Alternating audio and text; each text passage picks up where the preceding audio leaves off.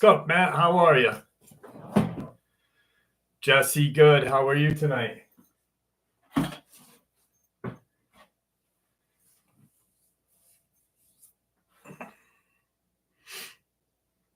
Super Smile, how are you?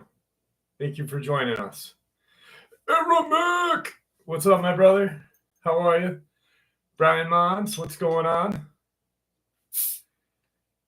Analog Oracle, how are you? Troy, Sharon, Kathy Hayes, hello. Ben Sellers, how are you, my friend?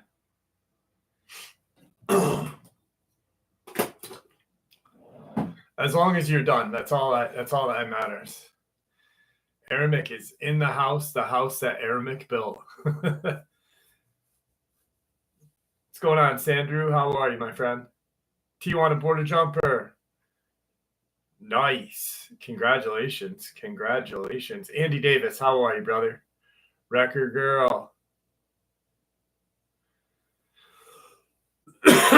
Wesley September. Don't worry about it. You're good. You don't need to keep track. You're here every week. That's amazing. Carol Hollenbeck, how are you? Razin in the Woods, what's going on? Arabic, thank you so much.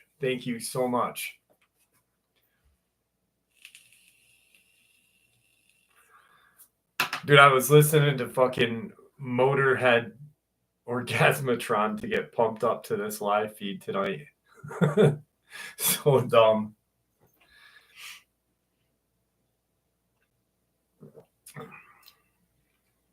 Hey, Pops. Oh, okay. Hello, how are you? So, yeah, I got some really good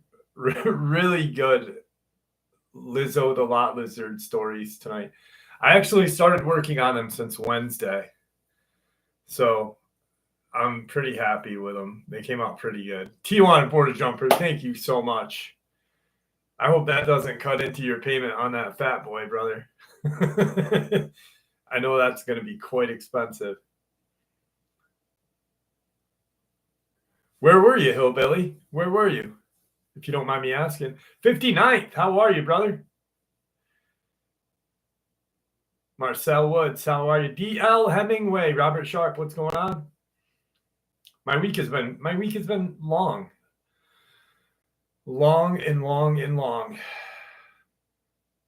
My oldest daughter started college. Well,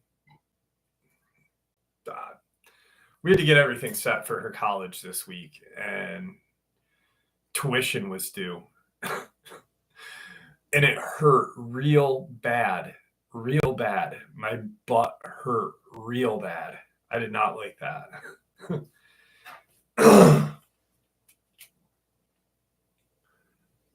DB Mac, what's going on?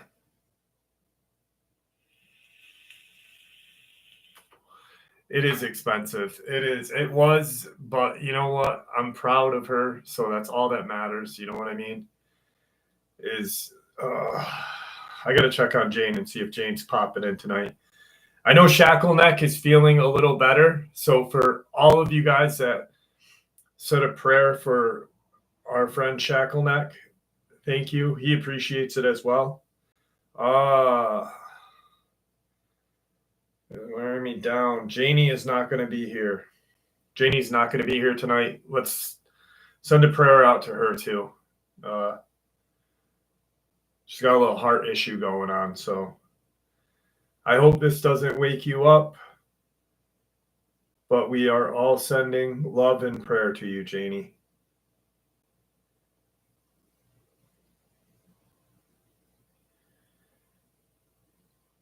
Fucking aging process is just not good. Not good.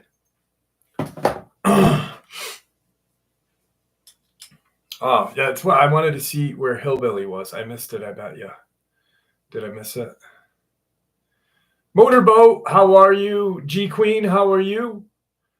Did I miss it? Harry, how are you? I know I missed it. God damn it. I wanted to find out where he was. That's weird that you were delivering smet up here. Oh yeah, our smet company fucking closed down a couple of years ago. He's doing a little better. I mean, it's going to be a long recovery. You know, a stroke is nothing that you can just get right over. Nexus, yes, I do. I do, amazingly. So, I mean, he did better than I think most people that have strokes. He's doing well. I found him. I actually, Monday, I found this Bigfoot diorama. It's like this big, and I got 3 of them for 3 people. And it's got Bigfoot with like a camper, a picnic table, a fire, and a tent. And it's just this little fucking diorama. It's pretty neat. And I got one to send to him. So just so he knows everyone's caring about him. This is the shirt. It's Deftones lead singer and Sean Lopez from the band Far. Their band called Crosses. Really good band.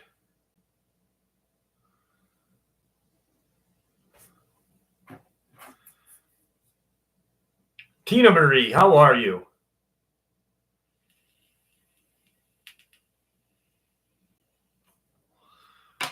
I've been a Deftones fan since 1996 when I got their bootleg album called Like Linus. And I still have it. I literally still have it. And they released like their first demo, they released 15, and Like Linus, they released like something like 250. And I got mine at a skate tournament in Cape Cod. And I'm not telling you how I got it, but I saw it. And well, I'll just tell on myself because I'm sure the statute of limitations is gone. But I saw it and it was sitting there and it looked like it needed a friend. It was sitting on this backpack, like exposed, you know? And it said Deftones, Like Linus, with a little kitty on it. And I knew what the album was. And I was like, oh my God. I'm like, that's... And it just needed rehoming, you know? It just needed rehoming. So I helped it rehome itself. Eli, what's going on? I don't know why your name changed. I don't have any part of that. That's YouTube. If you're not familiar with the Deftones, Julie, probably the best album to introduce yourself to them would be White Pony. I would go White Pony, then Around the Fur, then Deftones, then Adrenaline, and then I think the rest after that, after Chi died, they kind of got a little, they're still great, but, and then Crosses. If you can find the Crosses LP, great music. It was lonely. It was completely lonely, Tina Marie, and it needed rehoming completely.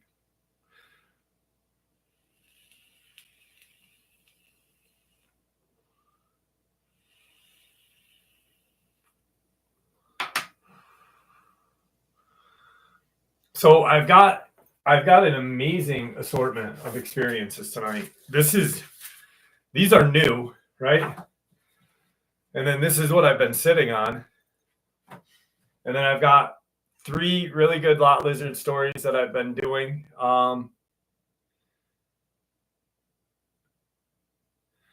Mike is on fire. That means that I haven't gotten it.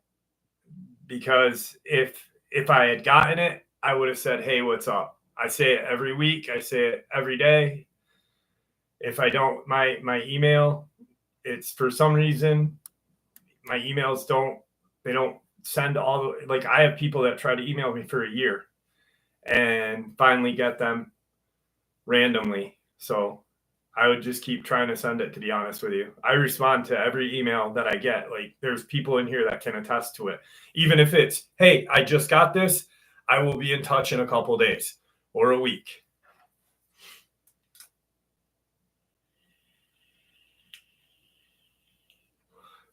Five Rigs, what's going on, brother? I know, it was a good win. It was a good win. No, it's not your fault. It's not your fault. It's honestly I don't know what it is. Gmail doesn't like me. They just, it just fucking doesn't do its job. AI is definitely killing cryptid research. No, you know what's killing cryptid research is these AI channels and the people that are too lazy to even fucking look it up and see, hey, did this, like, because you can actually look into things and see, hey, did this really happen in this area? Is there been sightings in this area? Like, there are useful sites to use, like Bigfoot research program or whatever it is. They have a whole listing of experiences like that you can look at. There's just you could look up any town or anywhere, just type in something and put in strange paranormal or whatever, and it will tell you weird shit that has happened in there. That's what's ruining it. It's AI, the channel. But the thing of it is the people, not you guys, obviously, but like people are just getting lazy and not doing like a little bit of research. Those people will type in the comment, I love this channel. I'm your first like. And it's a fucking robot talking. It's some fucking Sally Homemaker. Oh, your voice is so attractive. My name is Bob. I will tell you a story tonight of a Dogman. But it's so easy to just do a little research and it's fun. I don't know. That's what's ruining it for me.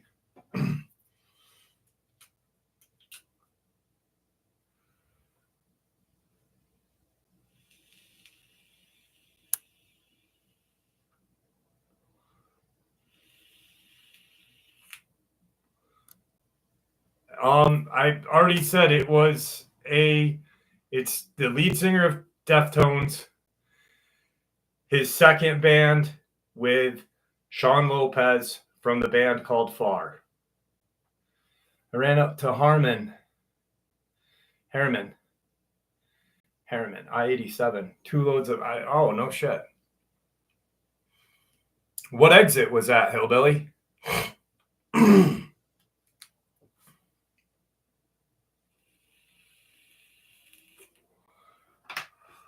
You're welcome, AG. If you get a chance to check them out, they're really good. They're really, really good. OG Hash, thank you.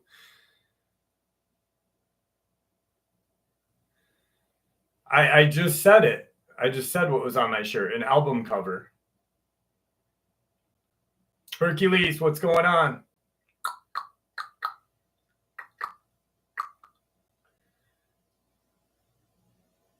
They do go together, like bread and butter.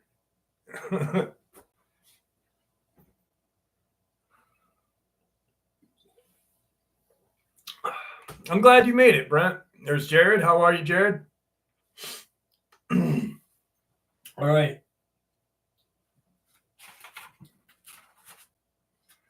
I think we'll start the night off with a very, very terrifying experience that I found.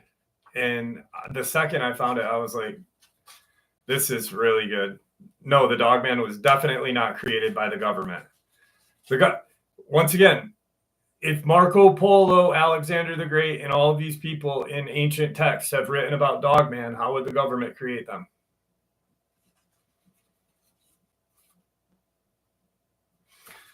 Just kidding. But no.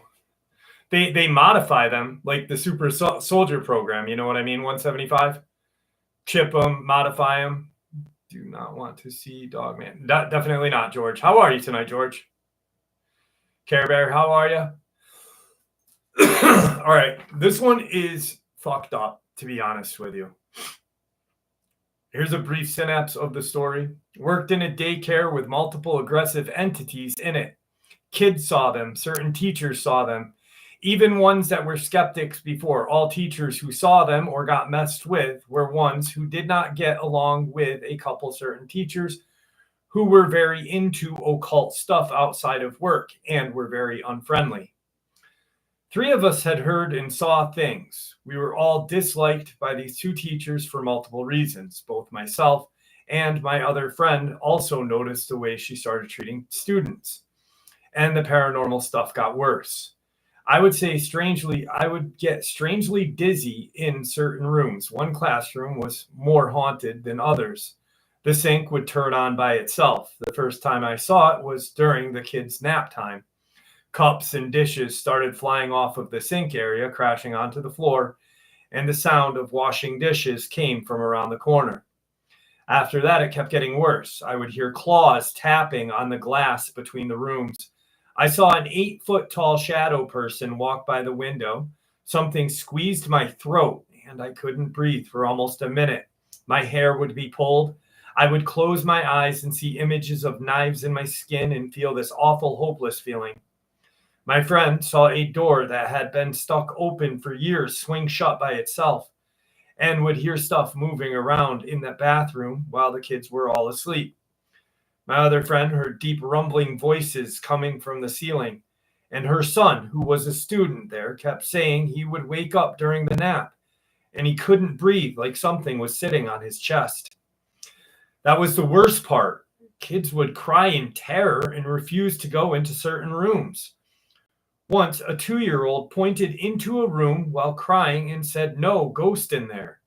A little boy in my class would suddenly start screaming and pointing at something on the ceiling. Once, I was taking my kids outside to play, and the creepy male teacher was also taking his, so we met halfway in the hallway. I looked up, and there was this weird black shape above him. It was almost a diamond shape, not a shadow, just like an opening into the emptiness. That's the only way I can describe it. There are not really any words for it. Its head was visible, but also like that. There's nothing to use as a frame of reference. I guess a bird skull or plague doctor mask would be the closest, but even that does not really match. I jumped so hard I dropped all of my stuff, and he kind of just stared at me and moved on. But it was the scariest freaking thing I had ever seen or felt. I prayed, cried, searched desperately for another job, but I was stuck there for 2 more months. Even my horrible boss, who wouldn't hear a word against either of the 2 creepy teachers, no matter what they did, got terrified one early morning because the music machines in the classroom kept turning on by themselves as she walked by. Finally, one time when my little student woke up screaming and pointing again, I spoke out loud and used a specific wording about, "I have been given authority over you. My power does not come from me. You know from whom it comes." I don't know why I said it, but I felt like a lion had showed up behind me and roared because the presence hightailed it out of the room. It will never fully make sense to me. It didn't get rid of the things, but I stopped getting messed with so much. I still felt the presence outside of the classroom door here and there, but it didn't pull my hair or anything else. A couple of days later, I got accepted to another school. I had already reported the neglect to CPS, and I quit immediately. I heard later on that those 2 teachers finally had been fired. I don't think they were intentionally cursing us. I think they were just messing around with things that they did not understand and were inviting things into reality without realizing it. And the things were protecting them. I've never seen a manager or HR fight harder for a couple of god-awful teachers. To explain more on that, here's a side note on the insanity that got ignored. The man teacher tried to hit on a younger employee even a minor who was volunteering. He posted weird Facebook posts about finally succumbing to the darkness and would try to convince young female teachers to move into a room into his basement. He also constantly screamed at the kids so loud it echoed throughout the building. This was a Montessori school as well, where yelling is not allowed. The woman was neglectful to her students, especially if they were not white or had special needs. She was definitely a racist, and even to coworkers. She said point blank she did not want new POC teacher to become her assistants because she's lazy. It's a cultural thing for those people. Girl was not lazy at all. She was a very diligent and hard worker. She also talked very loudly and openly about being a witch, not an earthly Wiccan kind either, from the sounds of it. This woman had left a disabled child in soiled clothes in the bathroom for hours because she didn't want to change it because it was too big of a mess. She also took away the nonverbal child's communication device. She also made a 5-year-old cry by telling her people are going to dislike her whole life because you're a bad kid, with no explanation. I had serious damage control whenever I got into that room. She also would stand outside the biggest window and make out with her boyfriend in front of the kids while they were watching. These things all happened over the course of time and were reported, like I said, to CPS. The turnaround rate was very high. Teachers generally stayed a couple of months and then quit. So they each thought they had done their part by reporting it to the manager. Nothing happened, though. The manager would become flustered and nervous and do all kinds of mental gymnastics to justify their behavior. HR did the same thing and would penalize the reporters for harassment. I lost my float position because of it and was told I wasn't allowed to speak to other teachers, so I wouldn't expose it. Final note on that school itself. I heard through the grapevine that those teachers had finally gotten fired and the manager was replaced. I hope things got better then, but the school just declared bankruptcy and the building was bought by someone else. It's now a new school. I'm honestly planning on driving by and doing some prayers and blessings in the parking lot just in case. Hopefully it'll help because I don't know if those things are still there. To this day, I can still recognize that presence if I go near another place with an entity like it. I don't feel fear of it like I used to, and I know I can't prove it or make anyone else understand or believe what I saw, but I know without beyond a doubt that this is definitely real.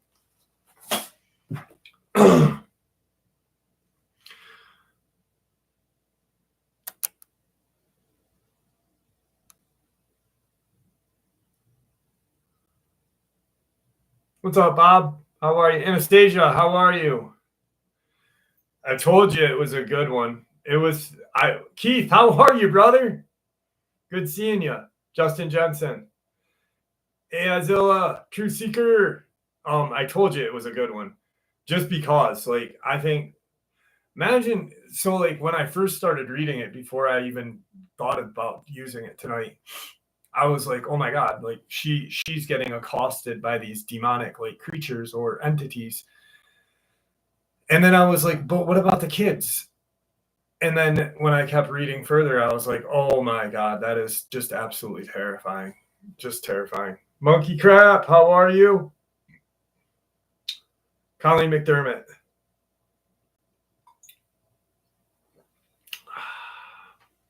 Makes you wonder. Tales Told in the Dark. How are you? Spirit level.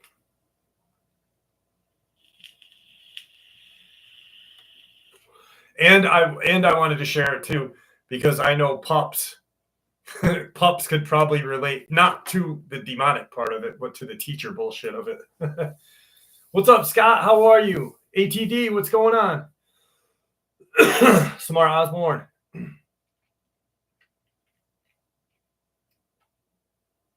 I am doing well, Claire Harris. My dad is doing well as well. Thank you for asking.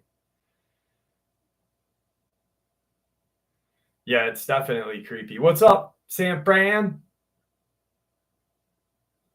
What's up, Sean? How are you, brother? All right.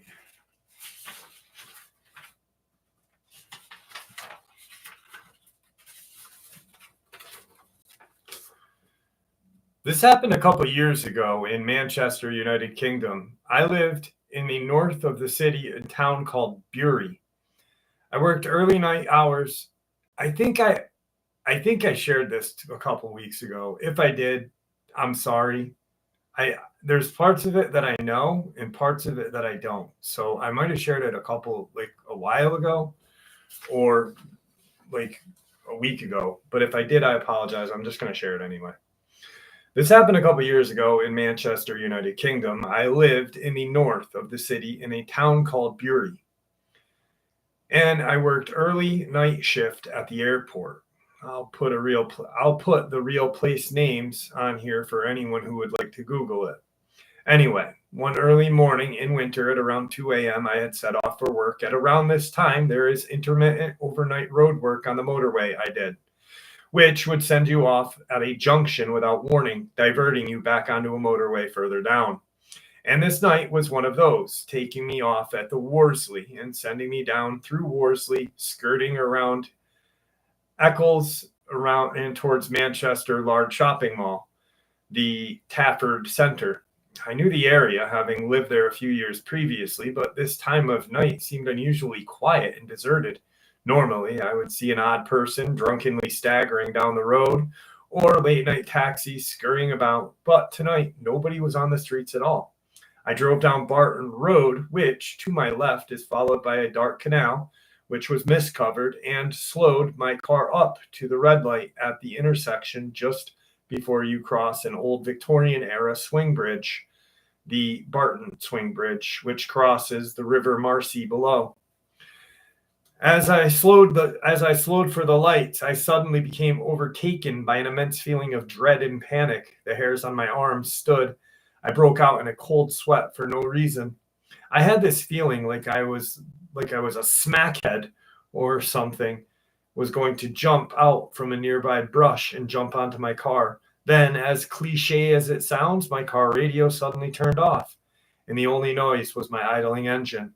The lights turned green, and I suddenly didn't want to go through them over that darkened swing bridge that loomed ahead of me. Almost like it was daring me to cross, I swallowed hard and nervously put my car back into gear and crept forward across the junction. The bridge clanked and seemed to groan as I moved hesitantly over it. Then followed the curve of the road around a sweeping bend to the left, then to the right, with nothing but tall, dark trees leaning over the road on either side. Around the bend, on my driver's side, the right in England, is an old monastery, and through the gates of that monastery I could make out a shape of a dog about to cross the road in front of my car. So I slowed. The dog was absolutely huge and black. It actually looked muscular from its outline. As I completed the bend, my headlights lit this dog up. All I can describe it as is my headlights hit nothing. No reflection off its coat, no details, just like a void, a shadow. This dog turned to me, and it had glowing yellow eyes, not reflections like you would get from a cat or a fox or whatever. No, they were glowing. The beast then ran in front of me. It clearly was not a dog.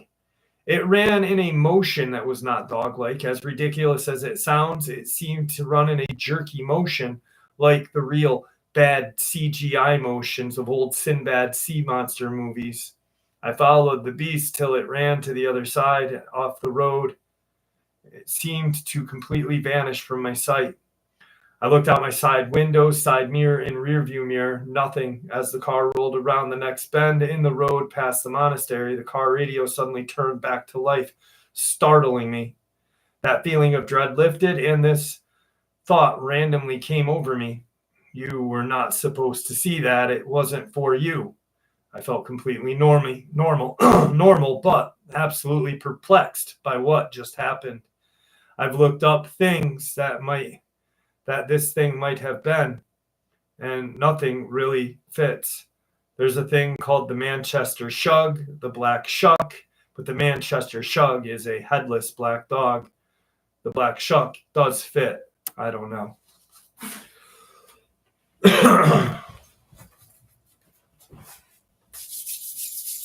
We're about 30 minutes in. I'm going to give you guys the chance to call it. 30 minutes. 30 minutes. Not the same.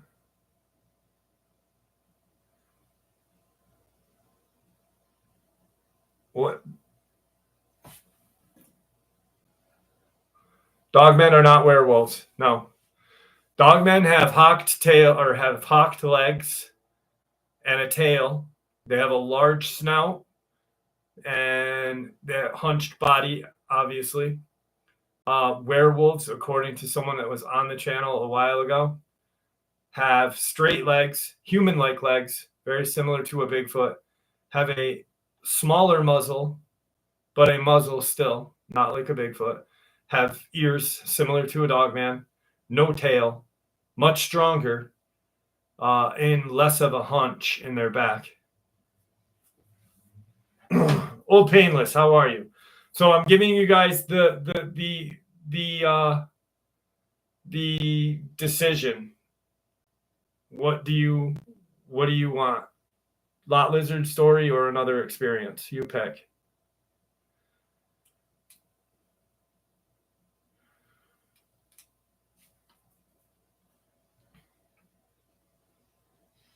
Lizzo.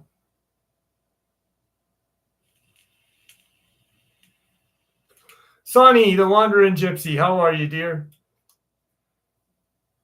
What's up, Brock? How are you, brother? All right. The lizards got it. I got to make sure they are in order though. Okay.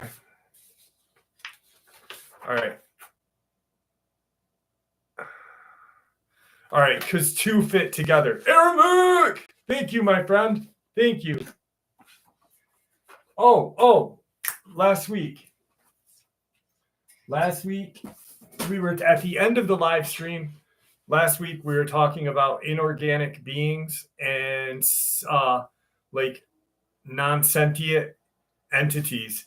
And I said I had just ordered a book, and I couldn't remember the name of the book or the author, but the book finally came in. It's called Encounters. It's just called Encounters. It's written by D.W. Pasulka, who is the author of The American Cosmic: Experiences with Non-Human Intelligence. Encounters, explorations with UFOs, dreams, angels, AI, and other dimensions. So I talked about it last week. I read probably 50 pages of it the other day. Definitely a good book to get.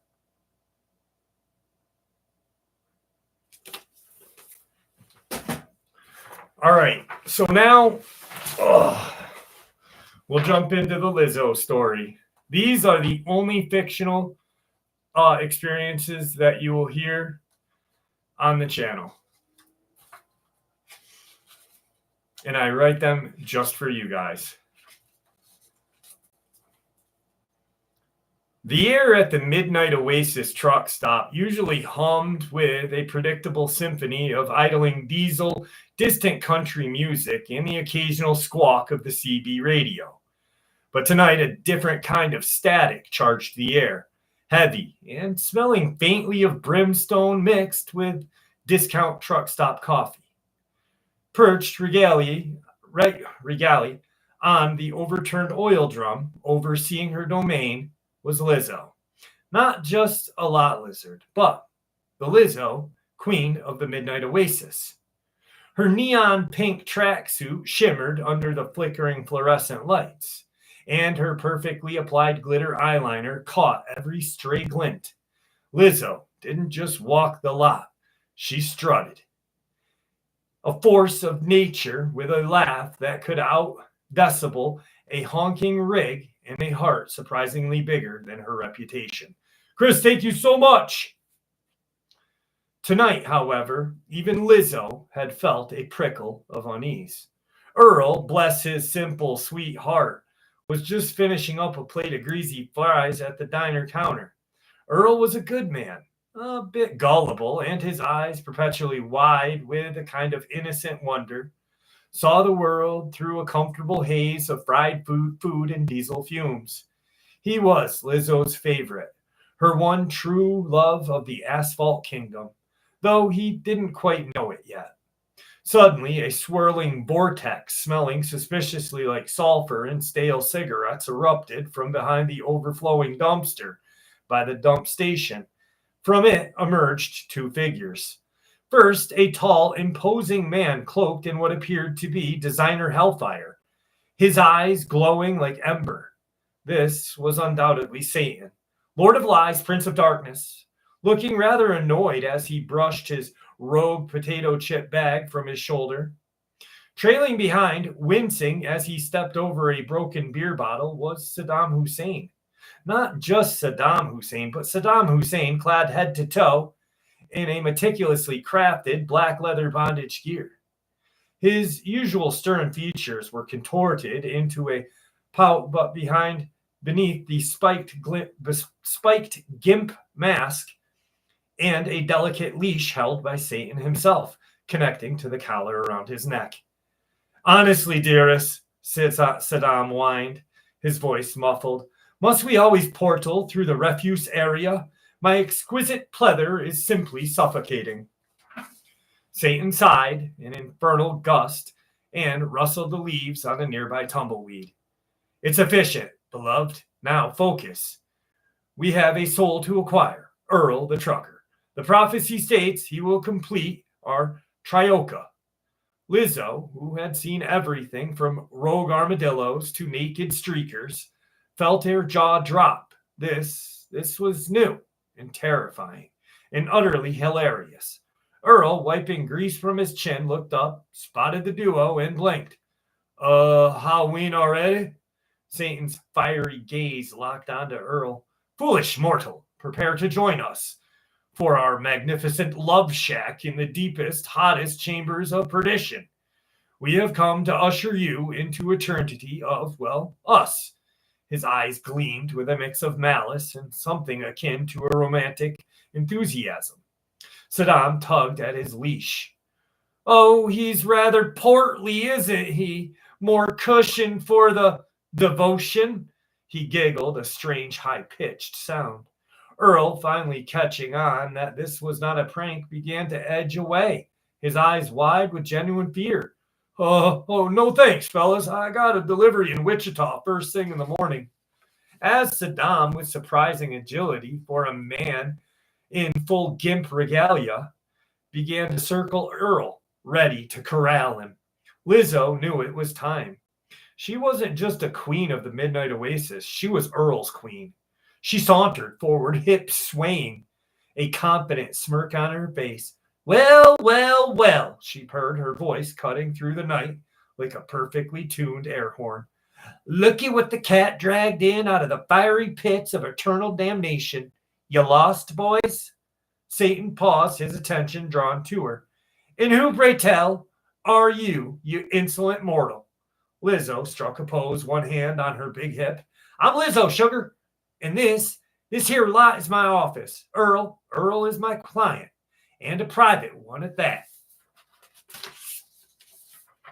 Saddam, meanwhile, had stopped circling Earl and was now examining Lizzo's tracksuit with an almost professional eye. Oh, the tailoring on that pleather is simply divine. Where did you get it? My usual tailor in Hades is simply useless in anything but chains and studs. Satan rolled his eyes. A flickering irritation crossed his demonic features. Now, dearest, we have a soul to claim. Lizzo clapped her hands together, a sharp sound that echoed through the sudden silence. Soul? Honey, you think Earl got a soul left after 3 decades of cheap coffee and questionable truck stop burritos? He runs on pure, unadulterated, simple goodness and maybe a little bit of despair. Plus, he's got to stand an appointment with me. She winked at Earl, who blushed fiercely. This is not a negotiation, Satan roared, a small burst of flame erupting from his nostrils. He is destined to be our third point in our unholy trinity of love. Lizzo scoffed. Love triangle? Honey, You two look like a bad Craigslist ad. And frankly, Earl's got standards. He prefers a woman who doesn't smell like sulfur and regret, and whose partner is not wearing more leather than a Harley convention. Saddam took offense. My outfit is bespoke, and the scent is ooh damnation, you Philistine. Oh, I'm a Philistine, am I? Lizzo retorted, stepping closer. Tell me, Saddam, love, does that outfit breathe? Because from where I am standing, you look like you're one good squat away from a full-blown existential crisis and a trip to the ER for heart stroke. Saddam gasped, mortified, clutching his gimp mask. It's tension, Lizzo scoffed again. The only tension I see is between your thighs and that pleather, and honestly, for all of your Lord of Darkness posturing Satan, you can't even keep your man focused. How do you expect to run a love triangle when you can't even run a decent conversation? Satan visibly bristled, his shoulders slumping slightly as Saddam continued to fuss about his outfit, totally distracted. She has a point, my dark lord. This pleather is rather restrictive, perhaps a less binding ensemble for our next endeavor. Silence, you infernal fashion victim! Satan thundered, but his heart wasn't in it. Lizzo's words had hit the mark. The true horror of their situation was being exposed by Lizzo's brilliant wit. They were a dysfunctional couple from hell, literally. Lizzo seized the moment. Look, I'll make a deal. You two go back to your love shack, which I'm guessing has serious mold problems and runs out of hot water, and take your bondage gear and your bad vibes with you. Earl stays here where the coffee is lukewarm and the company is, well, me. And I guarantee in way more satisfying than an eternity of bickering over pleather. Satan stared at her, then at a still pouting Saddam, then back at Lizzo, whose glare was unwavering. He let out a frustrated growl, a sound like a grinding tectonic plate. This is highly irregular. We are the forces of perdition. And I'm a queen of the parking lot, Lizzo stated, eyes narrowed. You want Earl? You got to go through me, and frankly, I don't think your little love triangle can handle my kind of fire I'm packing. Satan looked down at Saddam, who was now polishing his studded collar. He sighed a sound that extinguished one of the diner's neon signs. Fine, fine. This is beneath us anyway. We'll find a less opinionated soul. He tugged on Satan's leash. Come on, dear. We shall simply terrorize the local bingo hall. Less resistance and more existential dread. Saddam perked up. Oh, lovely. And perhaps a new outfit. Something in velvet, perhaps. With a final huff of sulfur and defeated Trump from Satan, the two figures dissolved back into a swirling vortex behind the dumpster, leaving only a faint smell of brimstone and lingering scent of cheap cigarettes and coffee. Earl, pale and trembling, finally exhaled. Lizzo, you saved me again. Lizzo winked, patting his arm. Of course, big man. That's what queens do. Besides, she added, her eyes twinkling, you owe me a whole lot more than just a dance now. And next time, we're getting you off the lot before those weirdos from hell show back up. She helped him to his feet, her powerful presence once again dominating the midnight oasis. The truck stop settled back into its usual hum, but everyone knew that from that night forward, that the queen of the lot lizards was not to be trifled with, especially not by the Prince of Darkness and his bondage-loving ex-dictator.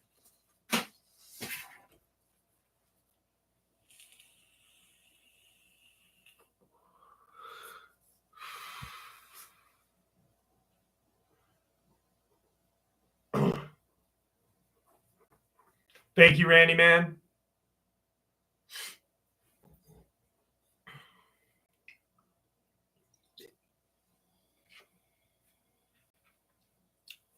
Thank you, Maggie. How are you? Thank you, Marsley. Oh. Andy Davis. I just did a lot Lord Lizard story. Saddam always gets the shit end of the stick. What's up, Wiley?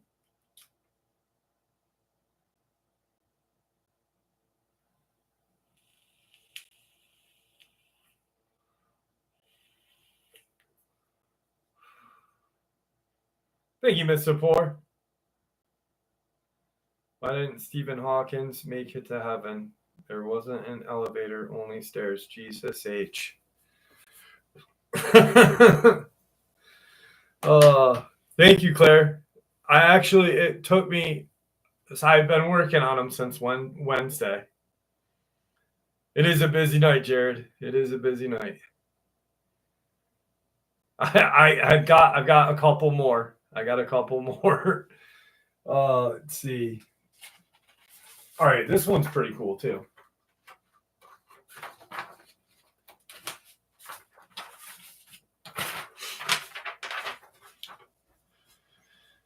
My two friends and I witnessed a very strange event last March that we have not been able to figure out. Maybe someone can help us with an explanation. It was roughly 11 p.m. on a cloudless night in Rhode Island. The weather was unseasonably warm, hence we decided to go to the beach with some blankets, a radio, and a bottle of wine to unwind after a long day of work. We were the only ones out on this deserted local beach, listening to Andrew Bird and chatting, when I noticed several lights out in the water. Now, before I go any further, understand that this beach is on an inlet, and it is somewhat sheltered from the Atlantic. People usually bring their small children to this beach because it doesn't get massive waves from the Atlantic. Oftentimes, there are almost small boats moored out in the water. During this particular night, the water was calm with very small waves. We could see the reflection of the moon on the water, which was almost full. So here we are chilling when all of a sudden I notice that there are 30 to 40 lights in the bay, roughly 100 feet away from us. They were definitely not there when we arrived and must have turned on over the course of an hour or so when we had been there. These lights were strange, about the size of a beach volleyball and bobbling on the surface of the water. They were roughly white, but had slight variance in color, some slightly yellow, orange, or even a greenish. The lights were scattered on the surface of the water over a large area, and some of them appeared submerged. To add to the mystery, they were not the same shape. Some of them were pinball-shaped or wide and oblong, like blobs. I say, guys, do you see that? And they all stopped talking and look. We watched them for a couple 5 minutes, wondering what they could be. Reflection from a passing car? Couldn't be because they glowed from their own light. Something bioluminescent? Probably not because they were rising out of the surface of the water, definitely not a boat. I made a joke trying to diffuse the tension because we were all starting to get freaked out. Then a car drove nearby and shifted gears loudly, and all of the lights went out at once. We stayed for another hour or so after that, but they never came back on. Some sort of probe.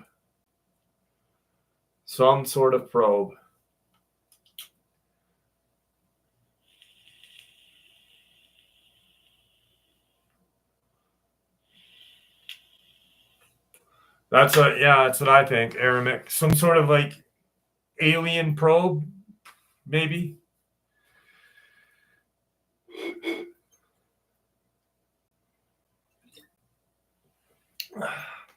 Definitely not a black-eyed kid, Randy, man. But I do have one for you in a little bit. What's up, Vault? How are you? LSD 25. Wait, is that somebody's name? That's a good name.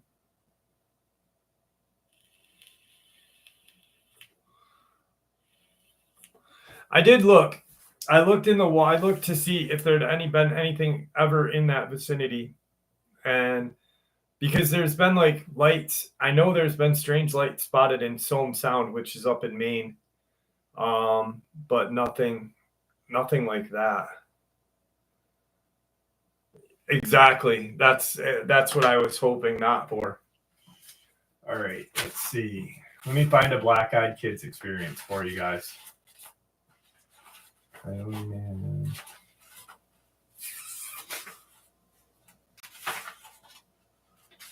Dogman. Ooh.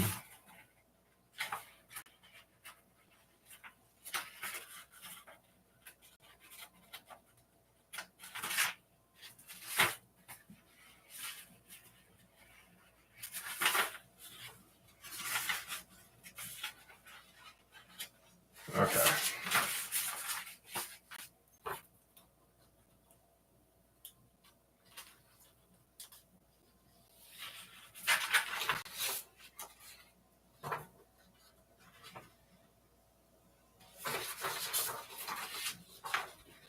Black-eyed kids. I want to start off with some info. I am 24 and I am currently pregnant. My husband is currently in another state because of his father passing away. I live in a happy, friendly family and welcoming neighborhood. The experience begins on a chilly night. I drove to my mom's house because it was her birthday. I went around 6:30 p.m. and came back at around 9 p.m. When I got home, I had a craving for some junk food, so I went to the local corner store and came back. When I pulled into my driveway is when it got weird feeling. I stepped out of the car and went to my door. Two girls were pounding on my door. I said hello and they turned around. One looked 14-ish. She had blonde hair and wore her hair in a top, messy bun and was wearing a summer dress. It was odd because it was winter.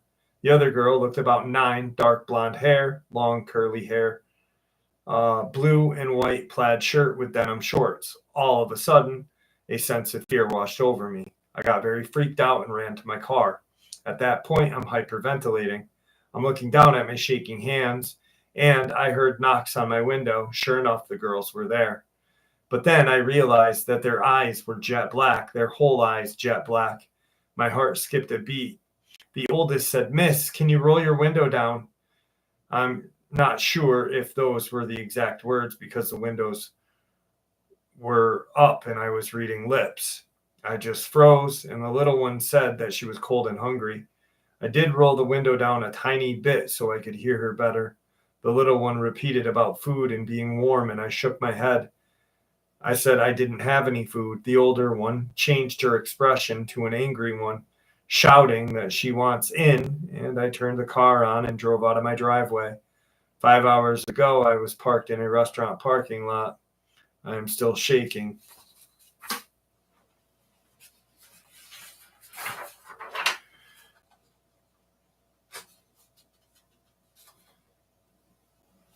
Second, black-eyed kid. I have 2 encounters with black-eyed children. The first one was 2 years ago in a gas station parking lot off of Highway 58 in Tennessee, like 3 or 4 in the morning. My friend had parked toward the far end of the lot, toward the side of the building. I'm sitting in the passenger side of my friend's car, waiting for him to come out of the store after buying some cigarettes. I was fairly relaxed, enjoying the radio, when I hear a knock on the window. I look over, and there's a boy. He looked about 12. He's wearing a gray hoodie with his hood pulled up. I cracked the window and asked him what he wanted, and he responded with, "Can I borrow your phone?" I wasn't going to let some strange little kid use my phone, so I told him that I wasn't sure they'd let him, that I was sure they'd let him use the one inside the store, but he kept insisting.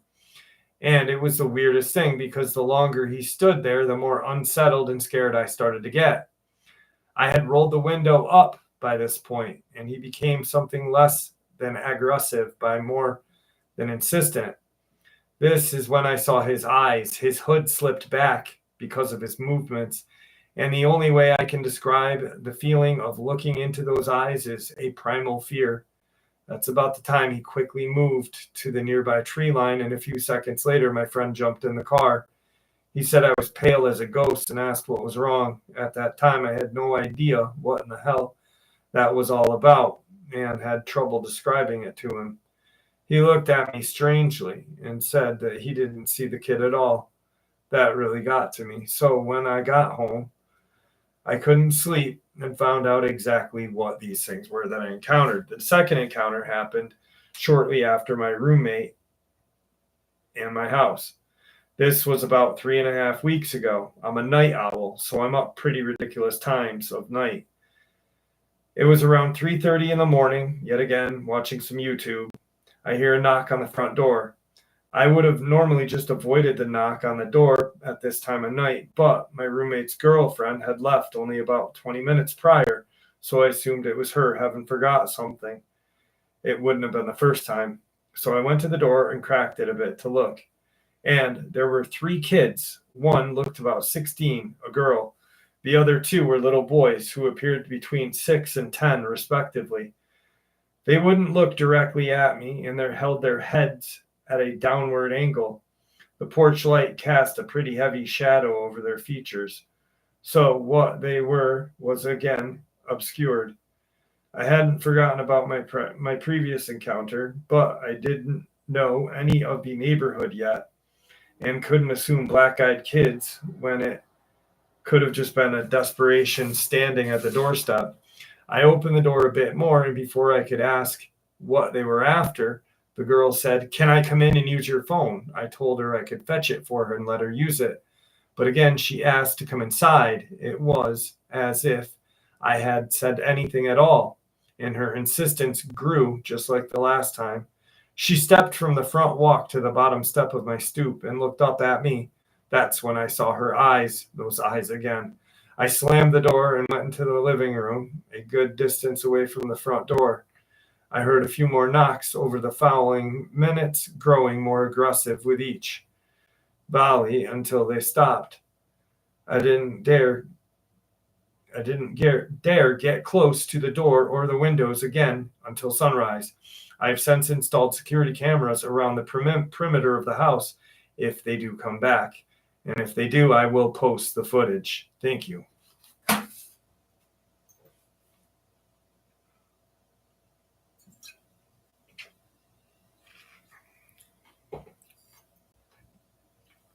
Banner James, how are you? Lake Superior Girl, how are you? Savage, have a good night. Have a good rest of your week. Ugh. Lord Crom, how are you?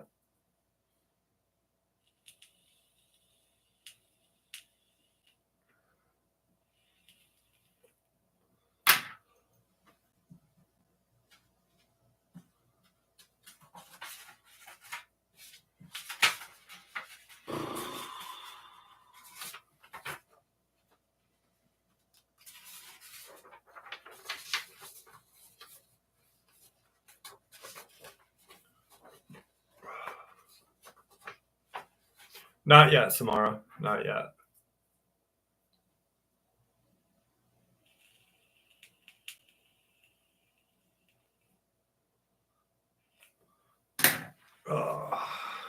Ryu, what's up, my friend? As far as I know, the creature has never tried to harm me, but it's oftentimes made me feel unsafe and threatened. As the years have passed, I began paying less mind to it and just putting the feeling to the back of my mind. January 2012. I bought a horse and began to board it in a very old barn. It was small, tight-knit, friendly barn community not far from my house. It had been around since the 60s, surrounded by woods. There were 3 barns. The main arena was entirely surrounded by thick woods, and there were small trails in the woods behind the property. Fast forward June 2012. I have 2 horses now. I was there every single day without fail, 2 p.m. to 10 p.m. I fed the horses and cared for them. I rode one every night as well, mainly in the arena, but sometimes in the barnyard. There were no field or arena lights, just the moon and stars. One evening at around 5 p.m., I'm sitting on her, letting her stand, when she started snorting and backing up. I looked up and saw this white-gray creature crawl out of the woods toward us. It had a very small, round head, and its eyes were pits. It had a very small mouth, not much of detail there. Its arms were very long and thin. Fingers also like that. Its rib cage was very pronounced and defined, and its legs were long and lanky. Its movements were very, very jerky, not smooth or fluid. It slowly jerked out towards us when my horse turned and bolted out of the arena. She was dead broke, calm, a well-mannered horse who'd never spooked before. Stubborn old mare, but not spooky. She would not go back into the arena that night. I walked her around the barnyard, staying near the main barn, put her up, and ran out to peek into the arena to find nothing there except some footprints where I had seen the thing. Throughout the summer, I saw it peeking, almost dancing around the gate that led into the woods where the trails were. One night, roughly a month later, at around 9 p.m., I was riding that horse again on the front pasture. The moon was full and bright, and I looked up to my left to see that creature running full speed by the side of the barn. I slowed my horse to a stop, and it took off around the corner behind the side of the barn into the woods. I continued seeing it mainly in the woods, but it was always around. Summer of 2013, the barn shut down when the owner passed. We had to move our horses to a friend's place for the time being, and I did not see it there. Late summer, fall 2013, I found a new barn, woods directly behind the barn and arena. This place had lights, and it was much newer. About a month later, I was getting ready to leave, and I heard something in the woods. I looked down the barn aisle into the woods, and I saw the creature running down the road into the woods. I saw it much less frequently for a while until later in fall of 2014, and I began to see it in the back pastures and woods. It darted in and around the tree line. I saw the second one sitting in the neighbor's yard. It would sit in the same spot every day and watch me write.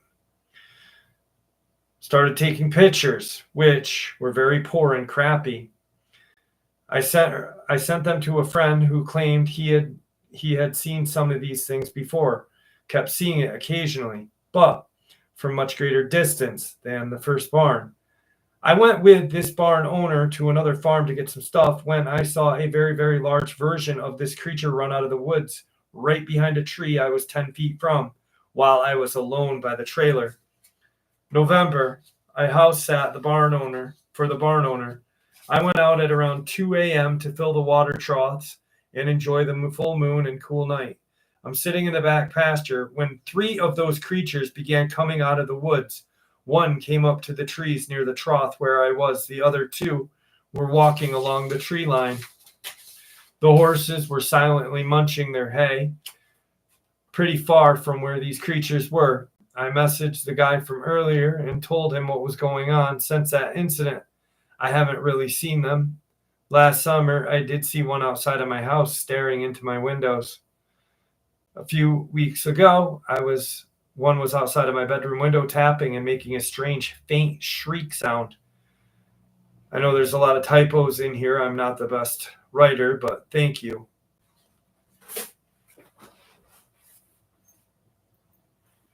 What's up, Ricardo?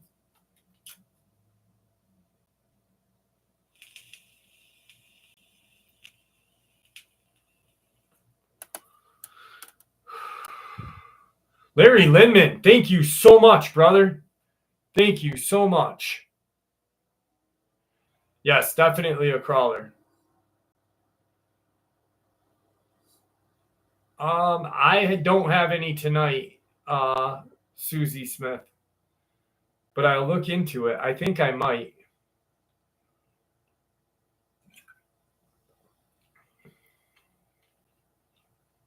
Larry, thank you so much, brother. I appreciate that.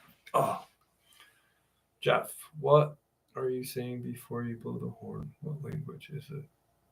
I'm saying English.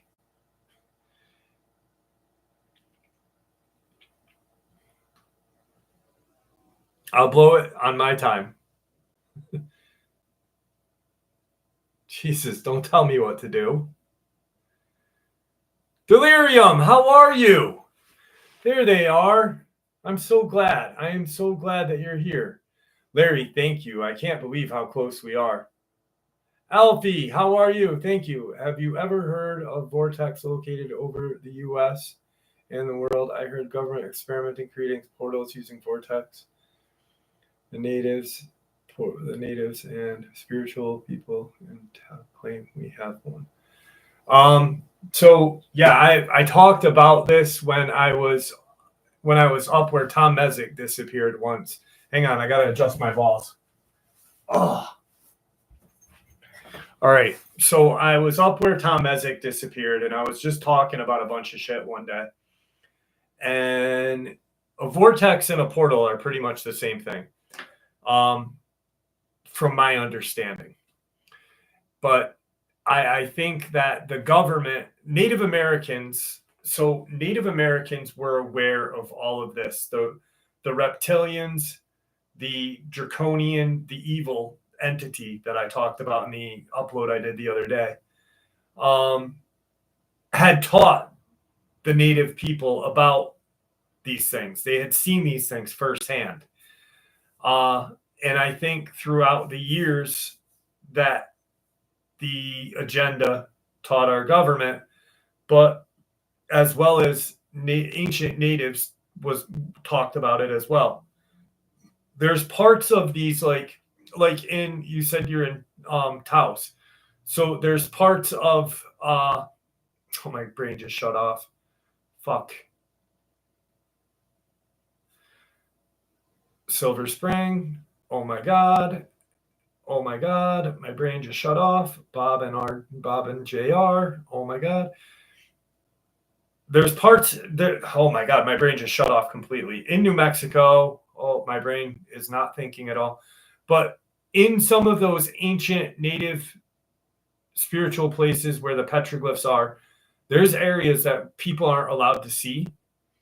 And some people have like gone beyond that and seen that. And there's depictions of portals. There's depictions of creatures coming out of them and stuff. So I believe that there's not just one big portal over the world. I think there's multitudes of them everywhere.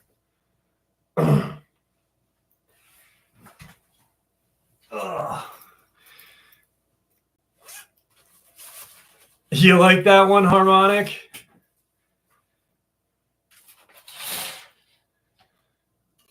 Yeah, people do go missing in that region. As well as, why is my brain not working at all? Oh my God.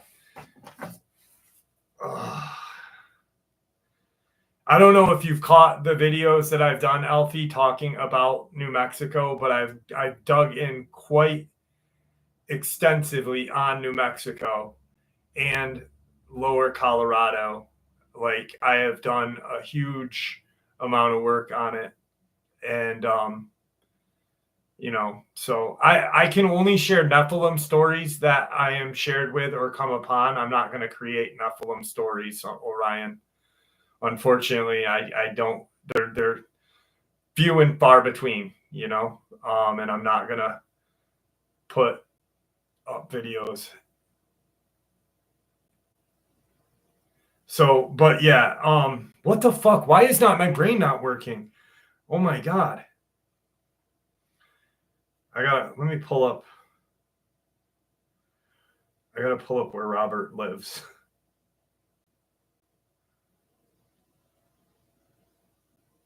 I cannot believe my brain is not working at all right now.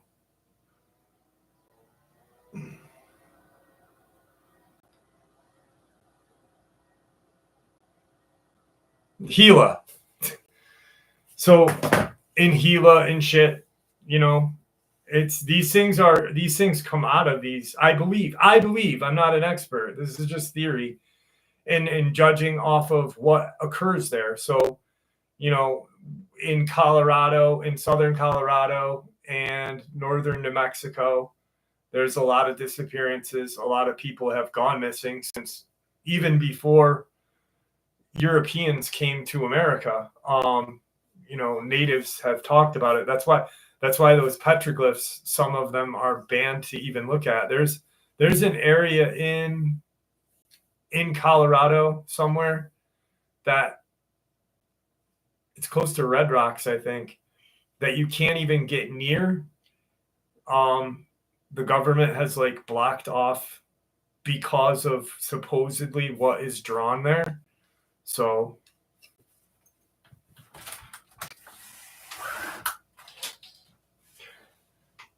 $20 is $20.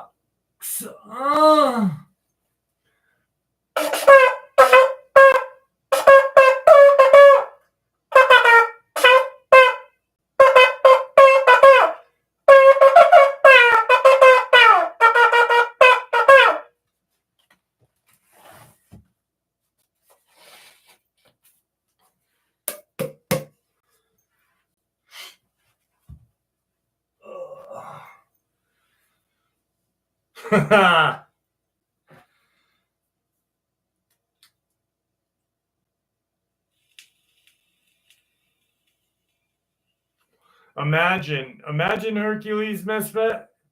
I don't know if I would. I don't know. I don't even. Nikola Tesla, how are you, my friend? Always a pleasure seeing you. I couldn't even imagine. Rockin' steady. I'm getting good with the old Hebrew horn.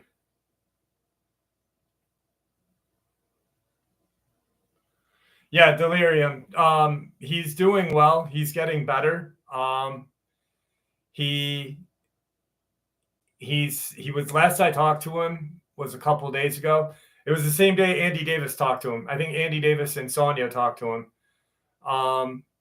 And he was still in the hospital, getting better.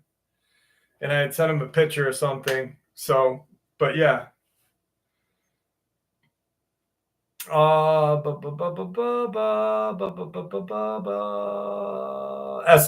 It's Deftones lead singer Chino's second band, Clark Crosses. It's an album cover.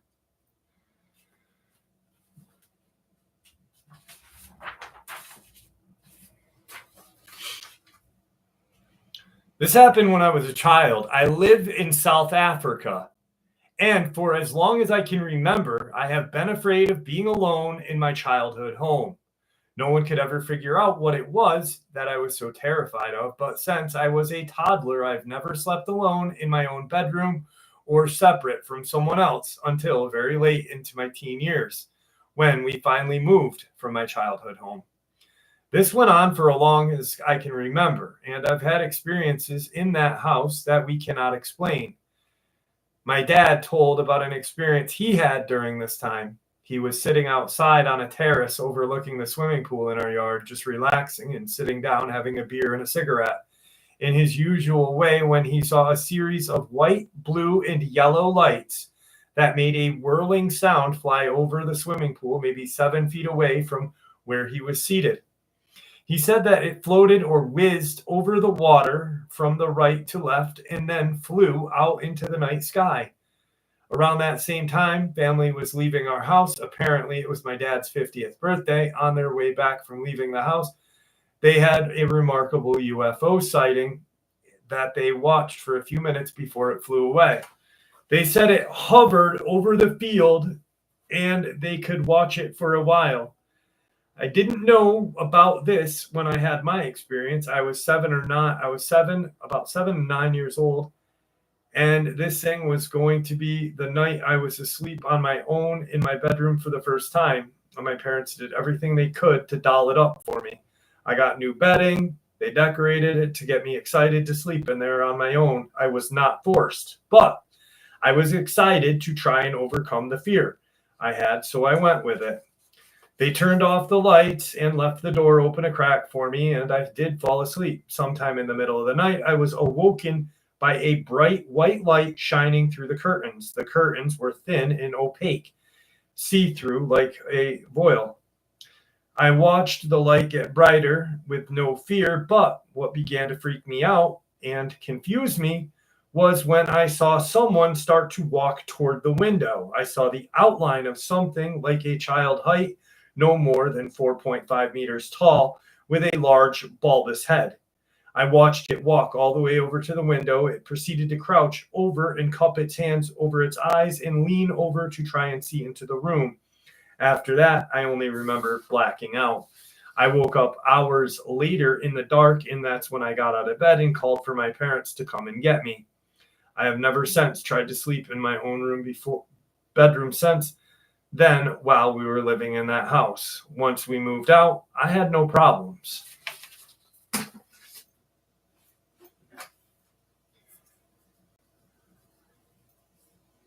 Terry Marshall, how are you? Ricardo.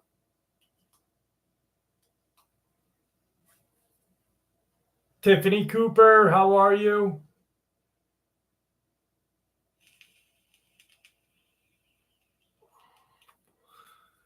So here's the question, and I waited for the live stream to talk about it. So the other day, I did the upload where I talked about MK Ultra, the one world entity, and a lot of stuff.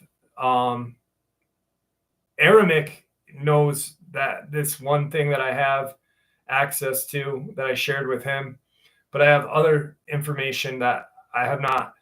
But I'm sitting on a fucking ton of information, and I wanted to see if you guys liked that that upload.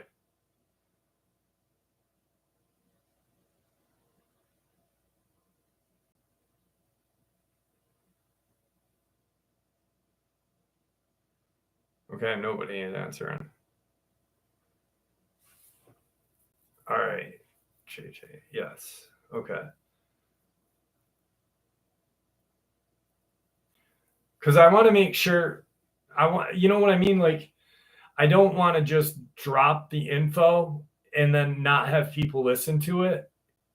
It's kind of like, at that point, it's a waste of time. So I want to make sure that people are gonna. Because here's the thing, if you go and watch these other fucking, and I'm not downing anybody. I'm not, and people who have been with the channel know I don't down other channels. But there's like a rehashing of information. And when you're talking about like Super Soldier Program and this and that, MK Ultra, they talk about the same thing over and over again and just mix it up in a different way. When there's a ton more out there, there's like so much that just needs to be talked about. Like, you could spend a long time just on Duncan Cameron and the things that he had seen when he was, working with the Montauk project. I don't know. I think what I'll do is I'll wait until I hit 100,000 and still continue to do Dogman and cryptids and paranormal, but then like spend time doing that stuff as well.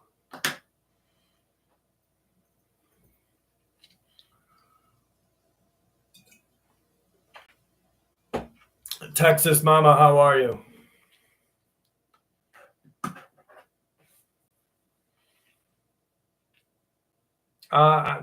I don't think they banned his channel. He's on other channels all the time. I don't think they banned it.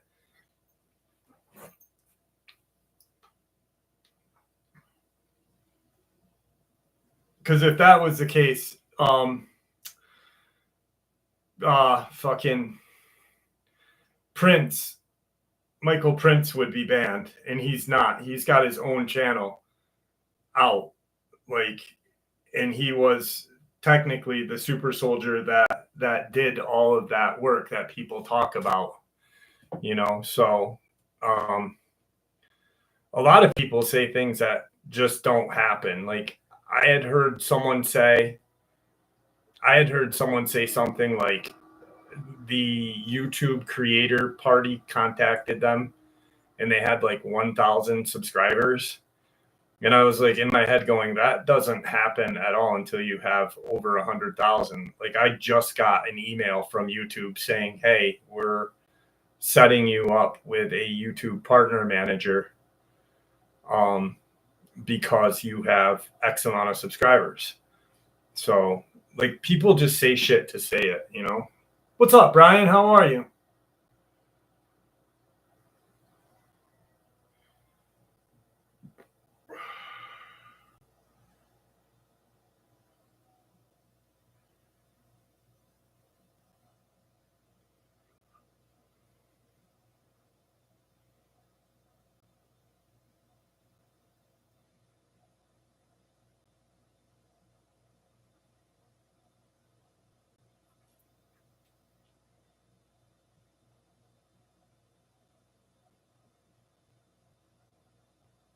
Yeah, and those channels are the ones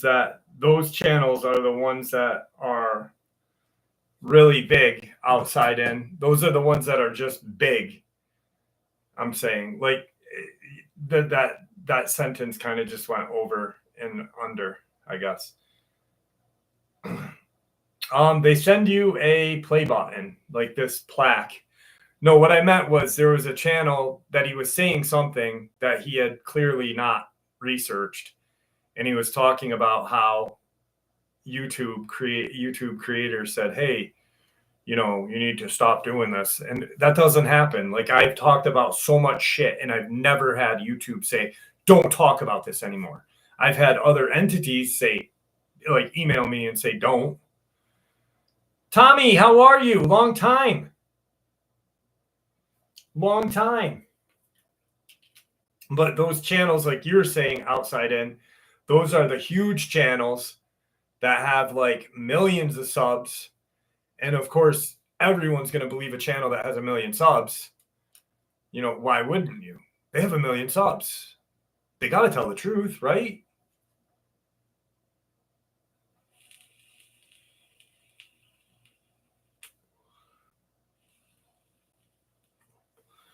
Yeah. Yeah, you don't. Thank you, Larry. Thank you. With the R12 blood or whatever the fuck that is.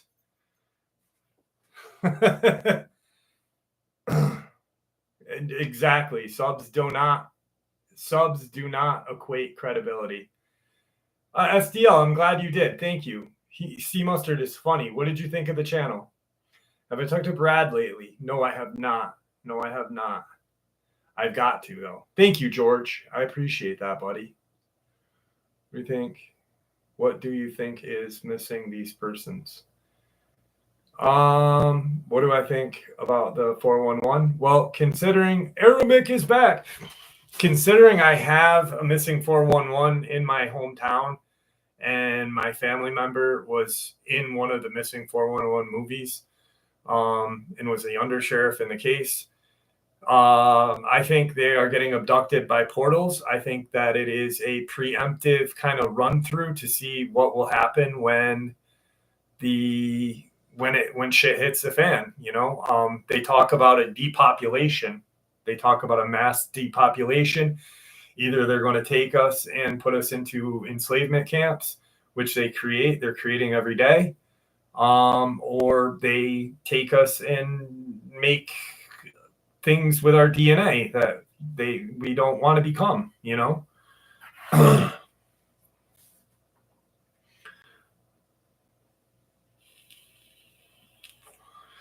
I think so. I think so. Mr. Poor, I do think so, but I don't like saying it, you know what I mean? Because it sounds stupid. But I do think so. Yeah, I'd have to say I want to see them. I want to see them, Big John. You know what I mean? Is there a TV show about that ranch? Because I don't really buy things that people make TV shows out of. Who's taking them? The one entity that I talked about the other day. The gray, the reptilian, the people that are not people, the entities that are in charge of Dulce.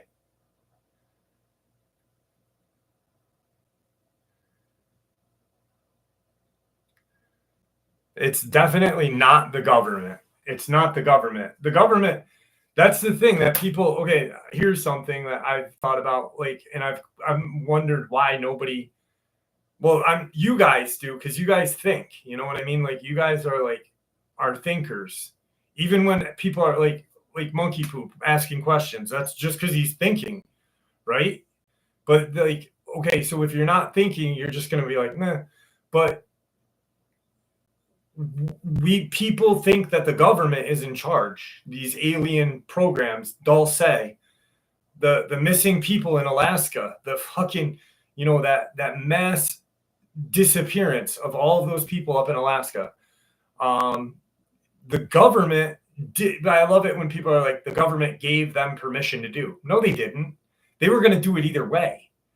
They just wanted to see what would happen and see like, okay, let's make an agenda with these fucking idiots, like useful idiots. That's all these are, is the government is useful idiots to these entities.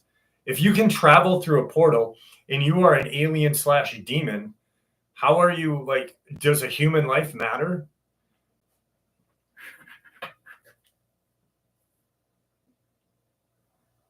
But,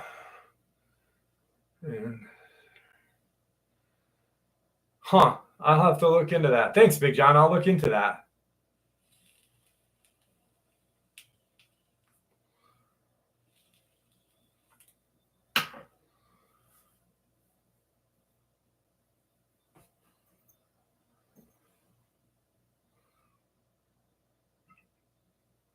How are you supposed to stop it? Bill Cooper tried to stop it. Thomas Costello tried to stop it. Phil Schrader tried to stop it, or Phil Snyder tried to stop it.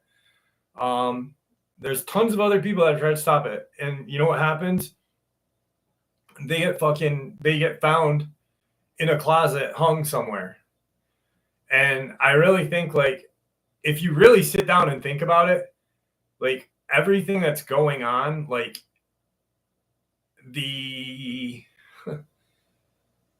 depravity that is going on in America and worldwide, everything, like it all is all connected.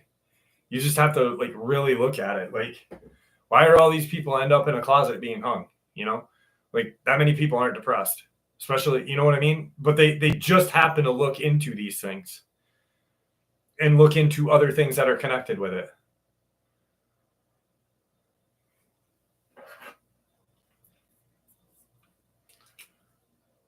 I don't think there's no way of it being stopped.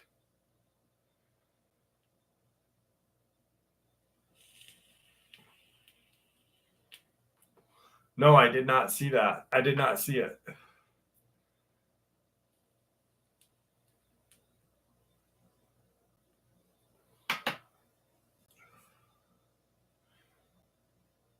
I think Storm Zombie X, I think I know what you're saying. And yeah. Yeah.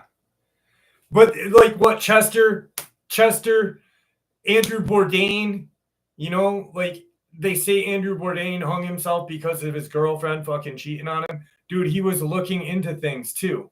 That's the thing. And if you really think about it all, it's all connected.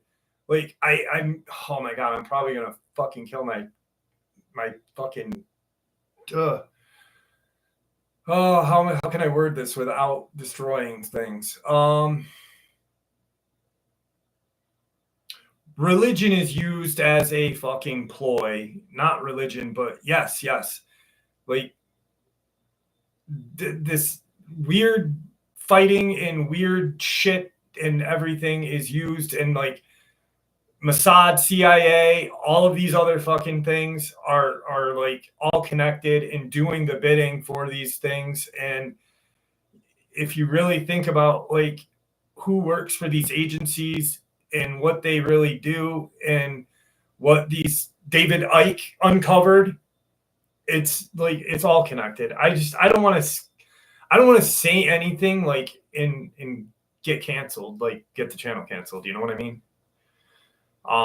I just wish I could just be like, fucking this is it, SA, CSA, this and this. It's all connected, and it's those demon alien creatures that are doing it. What is your email? I have an article. Thank you so much. Cooperative. Hang on. Cooper Van. Hang on 1 second. I'll put my email in. I'm a very slow typer. Someone will beat me, I bet you. NAD. 59th beat me. 59th beat me. Thank you. I'm a really bad typer. Simone beat me. Send it my way. But like, okay, I just now I'm gonna go off that case because I just get like really mad about that shit. Like and then like people just don't think about it or look into it and then like just say, oh, it's not connected, but it's all fucking connected if you really look. Like I was watching a show the other night. Okay, I was watching something that Candace Owens was talking about when she was interviewed with with Tucker Carlson.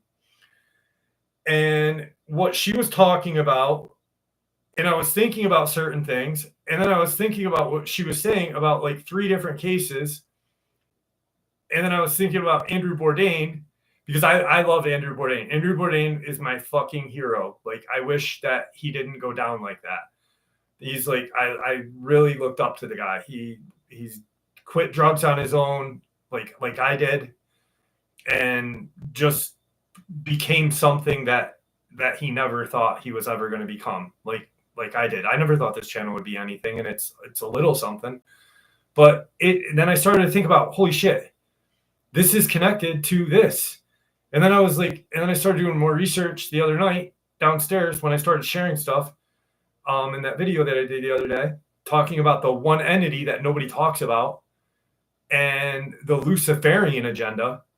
And I was like, it's literally all these little tree branches stemming from that. And it's just a complete, like, it's biblical. It's truly biblical. Anyway, I'm just going to shut up.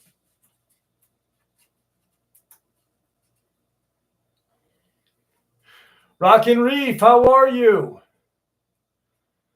Yeah, but she was I don't even want to talk about his girlfriend wearing the anti-Illuminati shirt because she was the reason. If you listen to the new Candace Owens interview with Tucker Carlson, she proves that the people in New York City that spoke out against Harvey gross guy, that he literally they wanted his company, and that's why they did what they did. Weinstein. That's what he's a gross dude.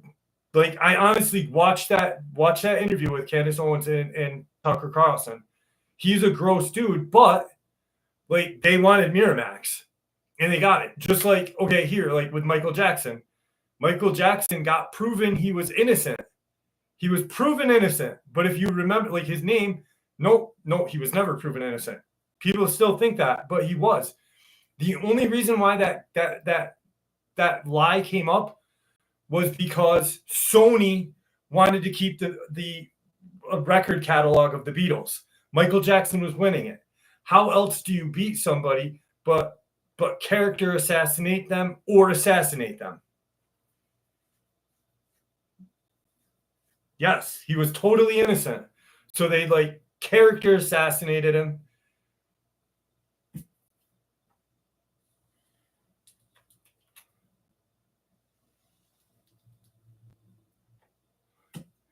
All right, now I'm just going to shut up and go to experiences.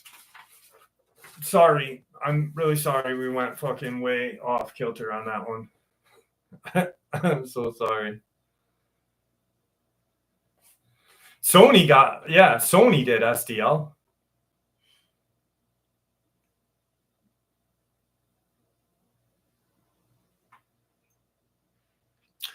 Ever since I was 13, I have seen and heard and felt things that are unexplainable more times than I can count.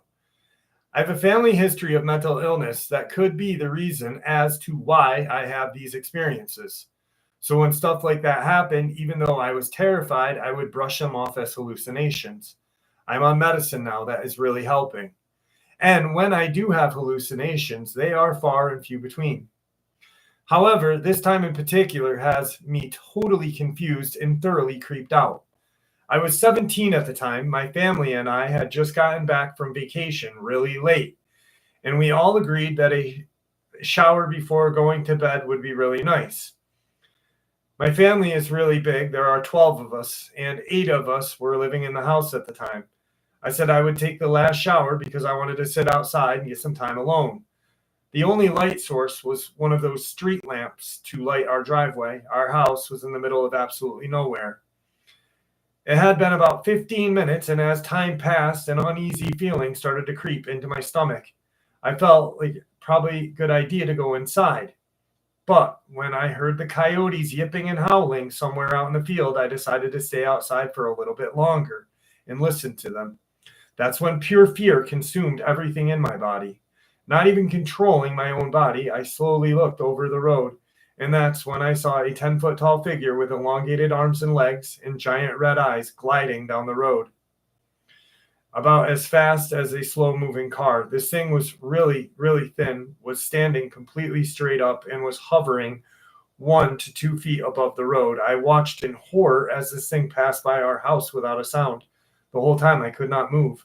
A couple of minutes later, I finally regained control of my body and ran inside.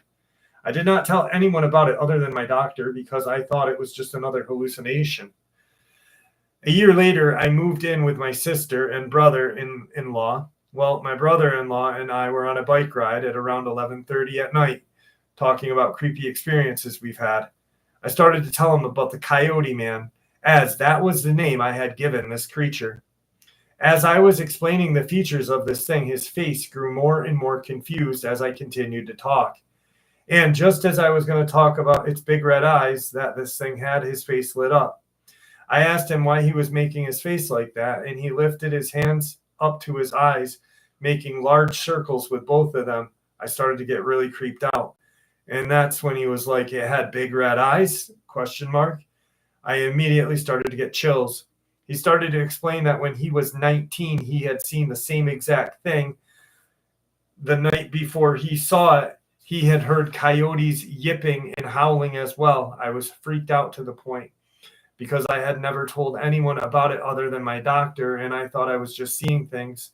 He continued to tell me that the thing actually chased him, and he said he was absolutely terrified that it was the fastest he had run in his whole life. He said the only way he lost the thing was to climb up into a silo. He said he was up there for the rest of the night just waiting for the thing to show up again, but it never did. I get chills for minutes on end when he told me that.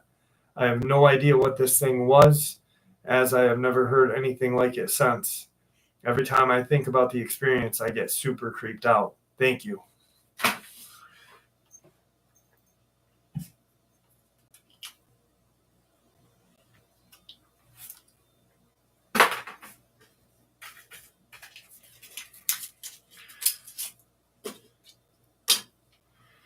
Thank you, Papa. Appreciate that.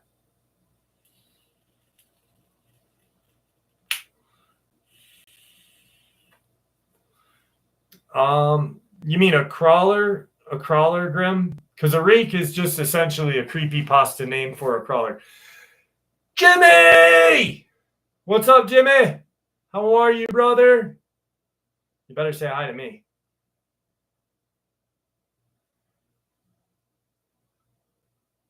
Tigger is doing well. Thank you for asking. I'll tell you a gross story about that fucking hog cat of mine. Haha, what's up, brother?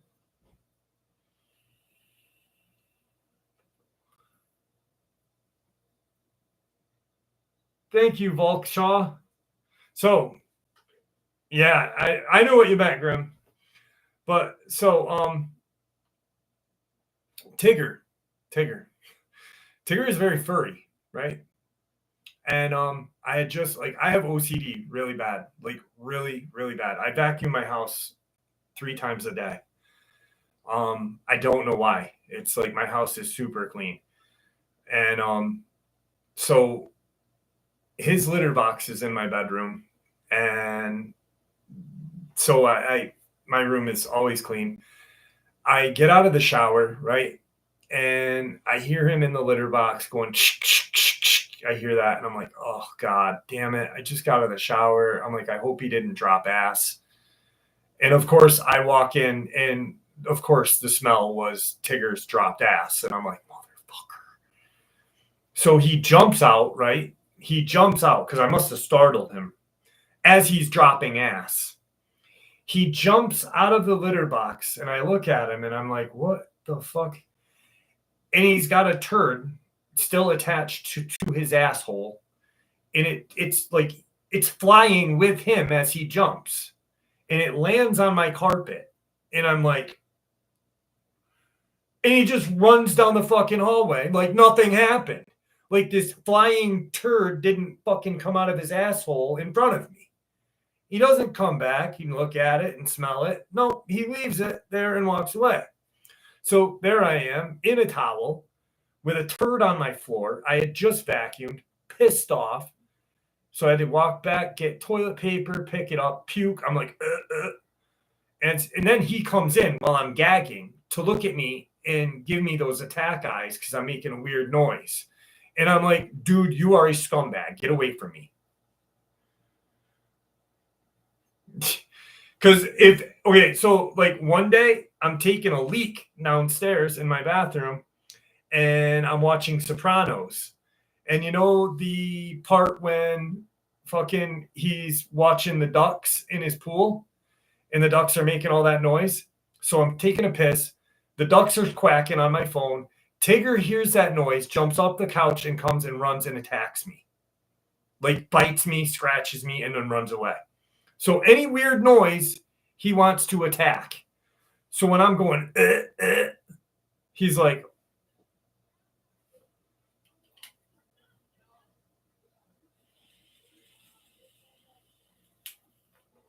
it was terrible. It was the worst thing that I've ever, but it was attached. It flew with him. It flew. It was like Tigger was Santa Claus, or Tigger was the reindeer, and the turd was Santa Claus. That's the best way to describe it.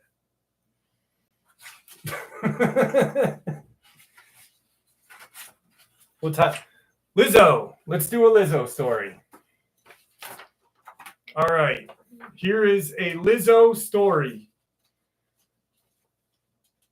No, Tigger's days are definitely not numbered. Tigger is my best friend.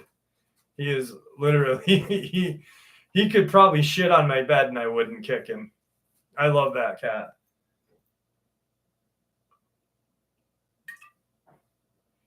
They definitely do, 59. All right.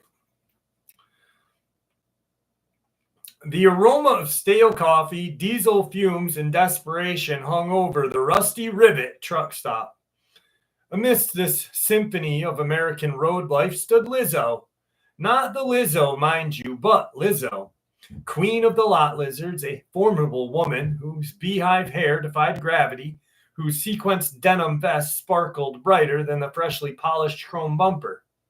She ruled her domain, a motley crew of truckers, drifters, and ladies of the night, with an iron fist, a heart of gold, and a vocabulary that could peel paint off a big rig. Life at the Rusty Rivet was usually a predictable rhythm of arrivals, departures, and occasional fistfight over a parking spot. But one sweltering Tuesday night, predictability took a detour down a very dark, very hairy alley. It started with a faint guttural moan from the woods bordering a truck stop, a sound that made stray dogs cower, and even Earl, a trucker whose face was practically carved from granite, paused mid-burp. David, thank you. Earl was leaning against his big rig, a beat-up Peterbilt named the Road Queen, chewing on his toothpick and watching Bubba, a lanky, perpetually bewildered mechanic, attempt to fix a leaky tire with some duct tape.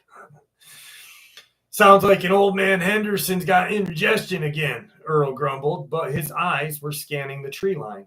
Then a shadow detached itself from the deeper gloom of the forest. It was massive, shaggy, and moved with unnerving purpose. Bigfoot. Not the blurry, grainy Bigfoot of campfire tales, but a very solid, very pissed-off Sasquatch, its eyes burning in unholy fever. And those fevered eyes were fixed solely on Bubba. Panic erupted, coffee cups shattered, truckers scrambled for their CBs. But Lizzo, ever the queen, stood her ground. High-heeled gladiatrix. Bubba, you done something dumb again? She bellowed. though the tremor of fear vibrated in her voice. Bubba, meanwhile, was frozen, his duct tape roll slipping from nervous fingers. He looks familiar, he squawked, as Bigfoot let out a roar that vibrated the fillings in Earl's teeth. Wait, it's that fella from last spring, the one who kept leaving wildflowers.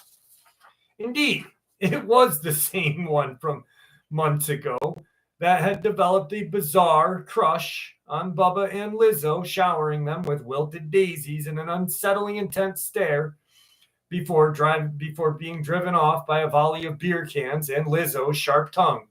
But this time, the Bigfoot was not leaving. This time, he was taking. With the speed that in his bulk,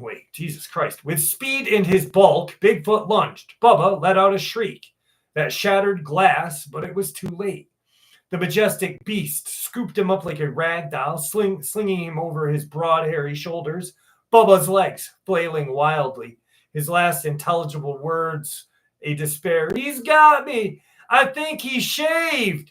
Bigfoot, ignoring the cacophony of trucker stop, crashed back into the woods, Bubba's protest fading into the rustling leaves. And Lizzo did not hesitate. Earl, get your flashlight and your bravest set of underwear. We're going in. Earl, normally as unmovable as his rig, gulped. Lizzo, honey, that's a Bigfoot. He's probably got Bubba halfway to Idaho by now. He's got Bubba's booty halfway to Idaho, Lizzo snapped, already stomping toward the tree line, her sensible but still sparkly flats surprisingly agile. Now move it, you big lump, or I'll tell your wife that you got a $20 bill and you tried to shortchange me last Tuesday. That did it. Earl, with a groan, grabbed a heavy-duty wrench and followed, his face a mask of grim determination. All right, but if I lose a limb, you're buying me a new one. The woods right behind the rusty rivet were a labyrinth of gnarled oaks and thorny bushes, made darker by the thick canopy. Bigfoot, fueled a primal love, was remarkably fast. Lizzo, however, was fueled by righteous indignation and a deep-seated protectiveness of her flock. Earl, surprisingly nimble for a man of his girth, kept pace, his flashlight beam cutting through the gloom, momentarily illuminating startled possums and deer. They heard Bubba's muffled yelps getting closer. Then, a sudden sickening thud. They burst into the small clearing, just as Bigfoot was attempting to make Bubba comfortable. On a pile of moss and leaves, Bubba was pale, rigid, and looked like he was about to spontaneous combust from terror. Bigfoot, oblivious to consent, was making happy low growls, patting Bubba's rear end with a massive hairy hand. Hey, Sasquatch, put him down, you filthy beast, Lizzo roared, her voice echoing through the trees. Bigfoot, startled, eyes wide, looking like a child caught with his hand in a cookie jar, he whirled around, dropping Bubba unceremoniously. Bubba landed with a yelp that confirmed he was very, very much alive, but also in very much pain. Earl seized the moment, charging forward, swinging his wrench like a seasoned warrior. You leave Bubba alone, you damn ape! He bellowed, aiming for Bigfoot's kneecap. Bigfoot, surprisingly agile, sidestepped the blow, but the wrench whistled past his ear, a clear warning. Lizzo, meanwhile, had picked up a hefty branch. You think you could just waltz in here and steal our Bubba?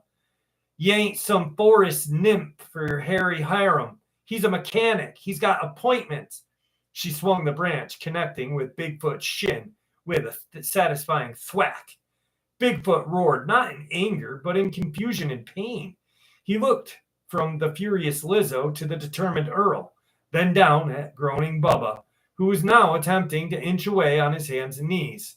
The love in his eyes seemed to dim, replaced by a flicker of, realization. This human Bubba was proving too much trouble.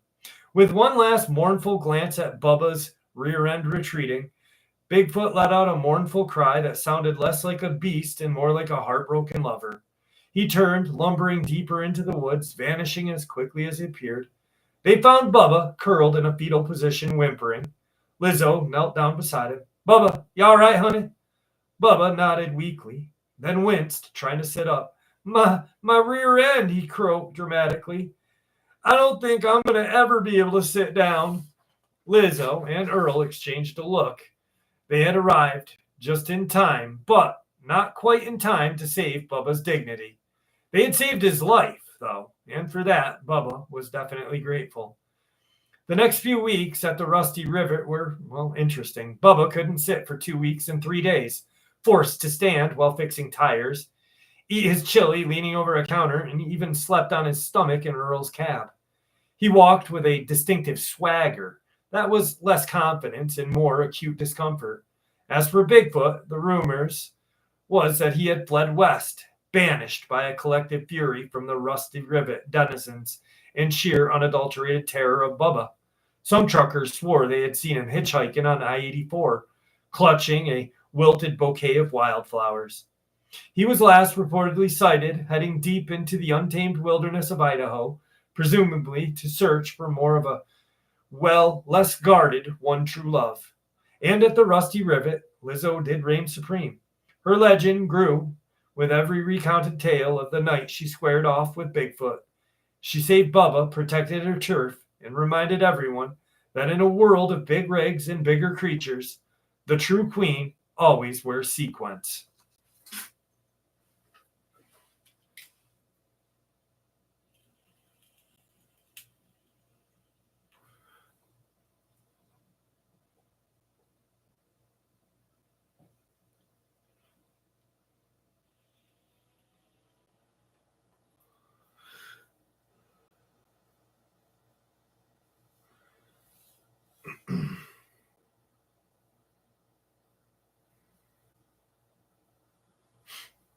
Donald, they come.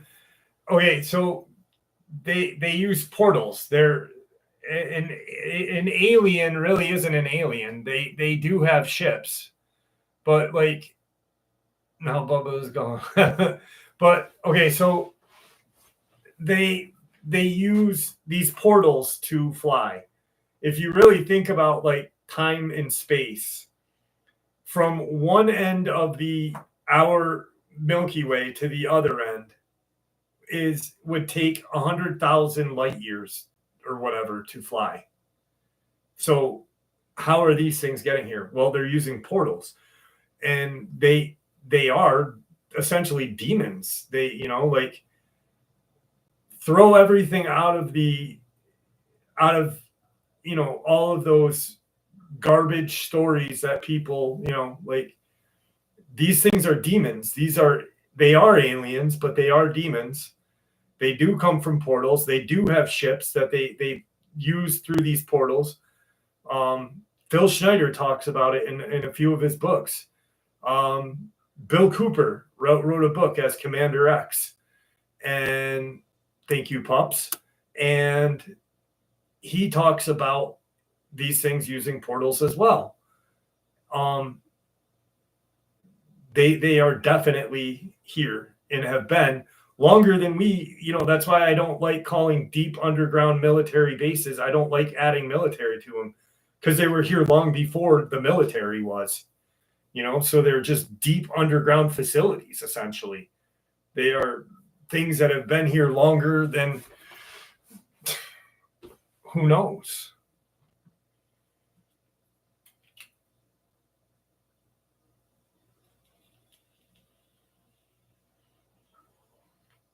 What's up, Jay Cortez?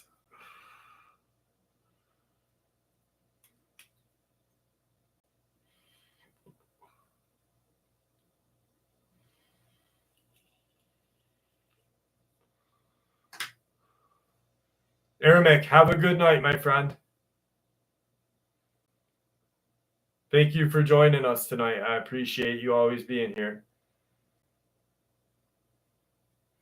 No, that was done by a subscriber, Cosmic. It's awesome, though, isn't it? I'm very lucky to have amazing subscribers like you guys. No chicory tonight, my friend. No chicory.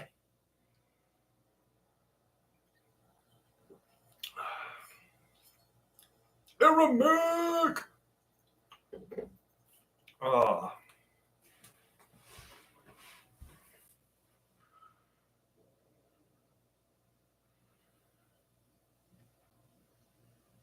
What's up, Bang? How are you, my friend? I'm glad that you're here with us. I always like seeing Bang. Ugh.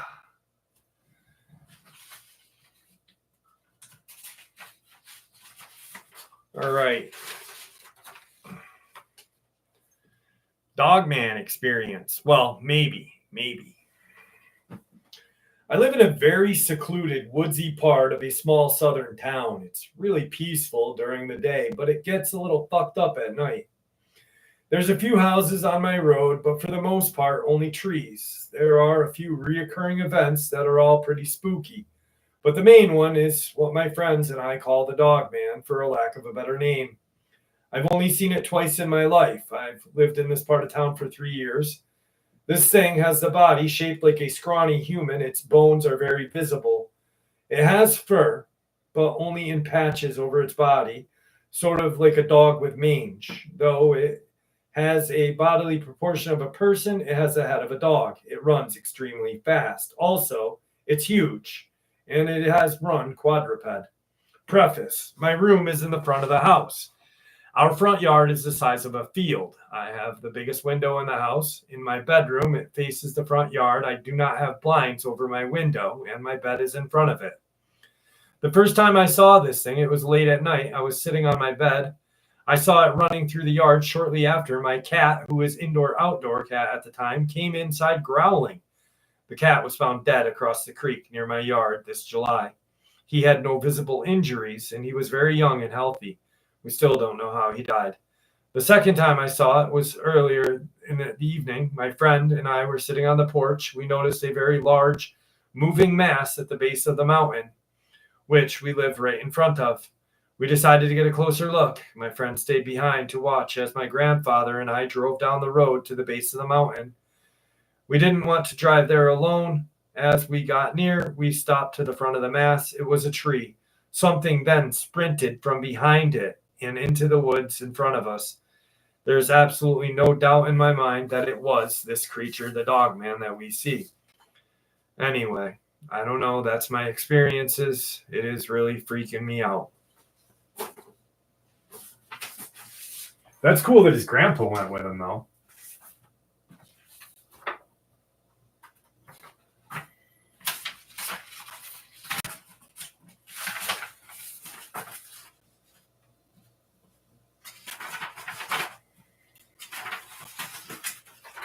This one's pretty chilling.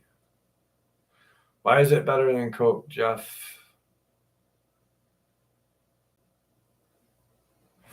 Why it's better than Coke? Yeah. No way. Chicory is disgusting, Jay Cortez. Chicory is the dirtiest fucking shit ever. It's like drinking mud water.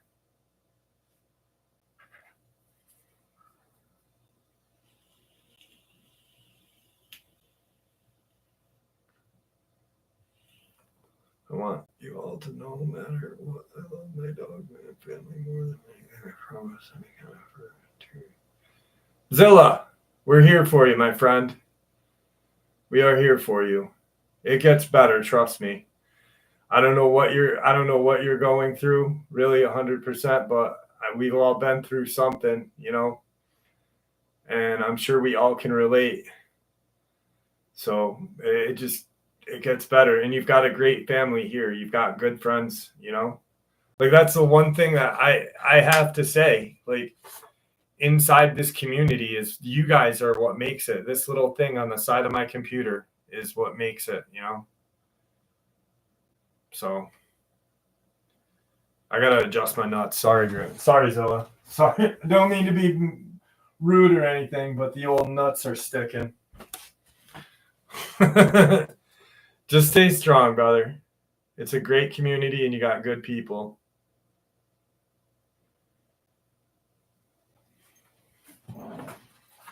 I need to open another one, Jay Cortez. What's up, King?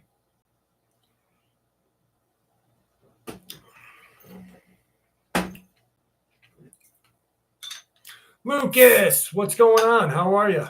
Hi, bye, he says. Oh, shit. Hi, bye.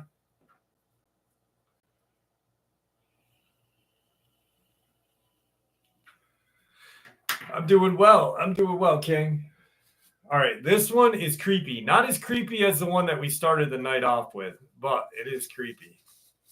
Jordan Stevens, I live off of Coca-Cola. I didn't create this. You guys created it. I didn't create it. You guys did.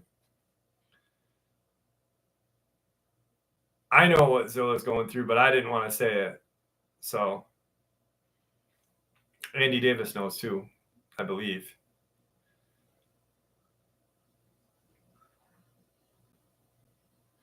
Zilla, if I give you a hug, you won't like where my thumb goes.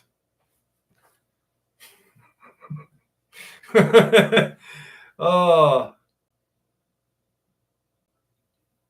we are going to do a meetup. I think I had mentioned that a while ago, right? We are going to do a meetup. Me and Jimmy, Mr. Haunted. So this is what's going to happen. We're writing a book right now, and it's going to be out. We're gonna put it out on a certain day. We're gonna let everyone know months in advance, and we're gonna put it out. We're gonna go rent a building that has something to do with the day that we rent it on. It's gonna be weird. It's gonna be creepy. Everything's gonna be kind of connected, like it all is anyway. And we're gonna do like a meet and greet with the book.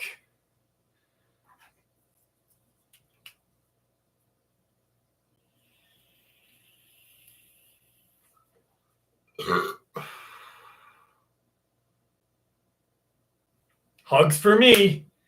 Hugs are better than drugs. Maybe Connecticut, maybe Ohio. We're not sure yet.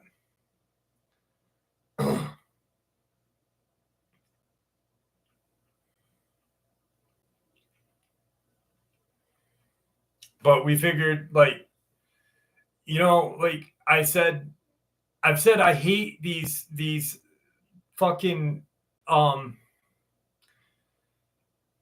these meet and greets that people do where they have like 16 different people talking about 16 different things, and you got to pay like $40 to walk in, and you walk out feeling like you had a thumb in your butt because you walk out with nothing except like you're kind of angry. Me and Jimmy were talking about like, okay, so we do have to pay for the building. So why not, if we are going to have to charge admission, why not give everyone a book that day? The book that we are going to write. So we'll give you guys a book, have it autographed and other little goodies, do the meet and greet, hang out. And we figured that would be the best way to do it.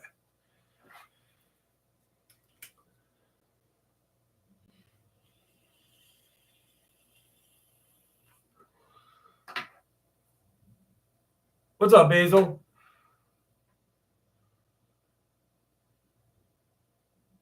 We're not really sure when it's going to be. Not really sure.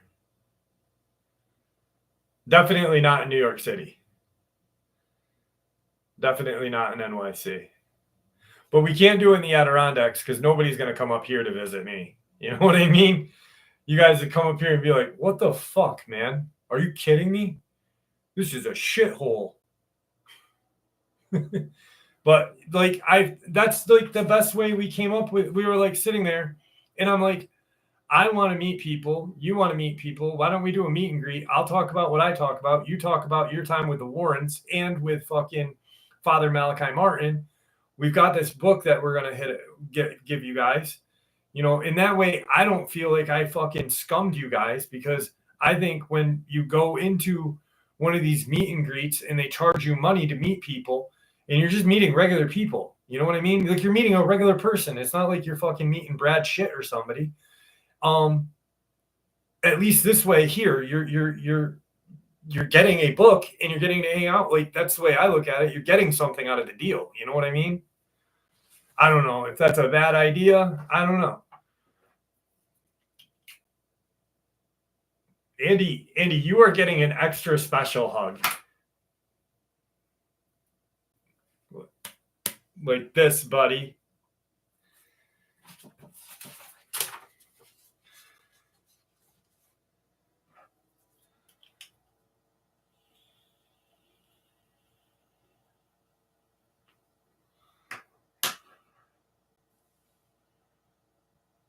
I will. I'll let we've just got to sit down and get everything preordained and planned.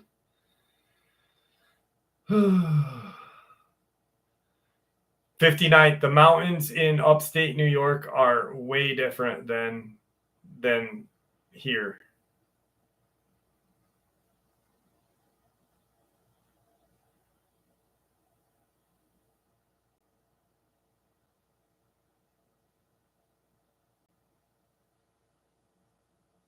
Yeah, outside in. Those are trolley.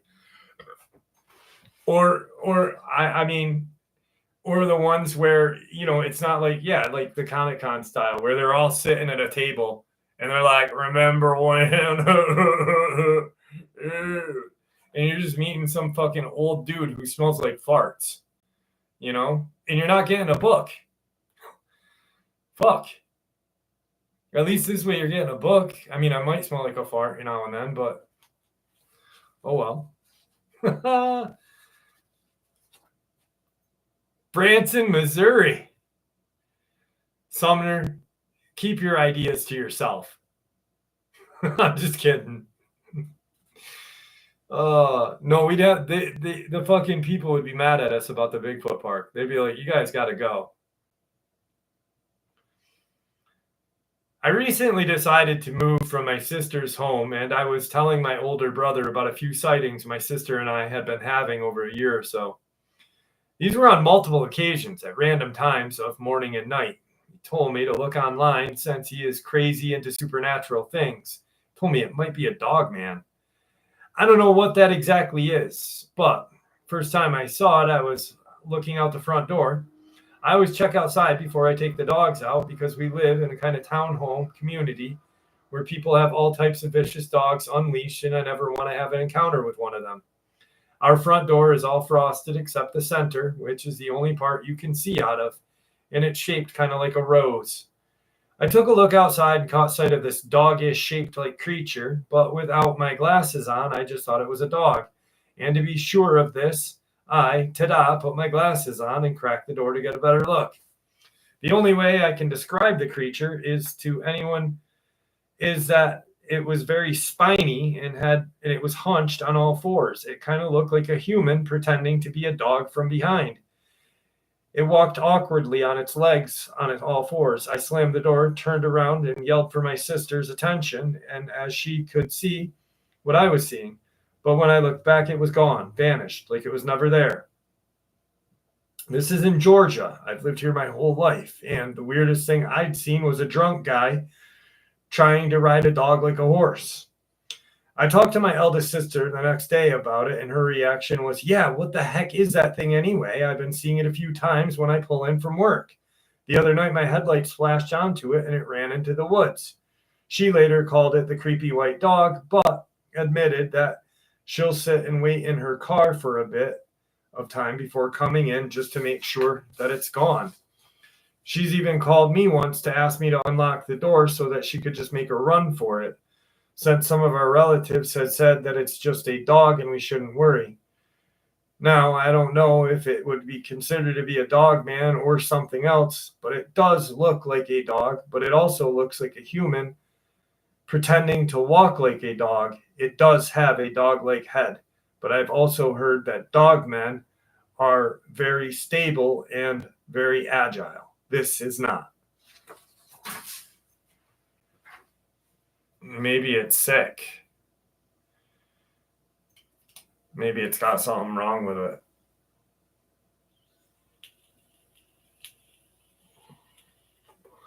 Lewis, where are you watching the movie? Are you at the theaters watching it?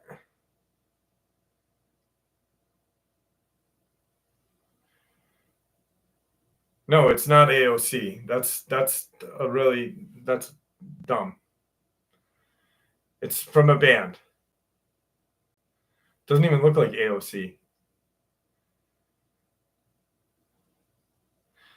It's from a band called Crosses, which is Chino from the Deftone and Sean Lopez from the band called Far. Ace Banner. Does it look like? Oh, it doesn't look like AOC. What's wrong with you, Kimberly?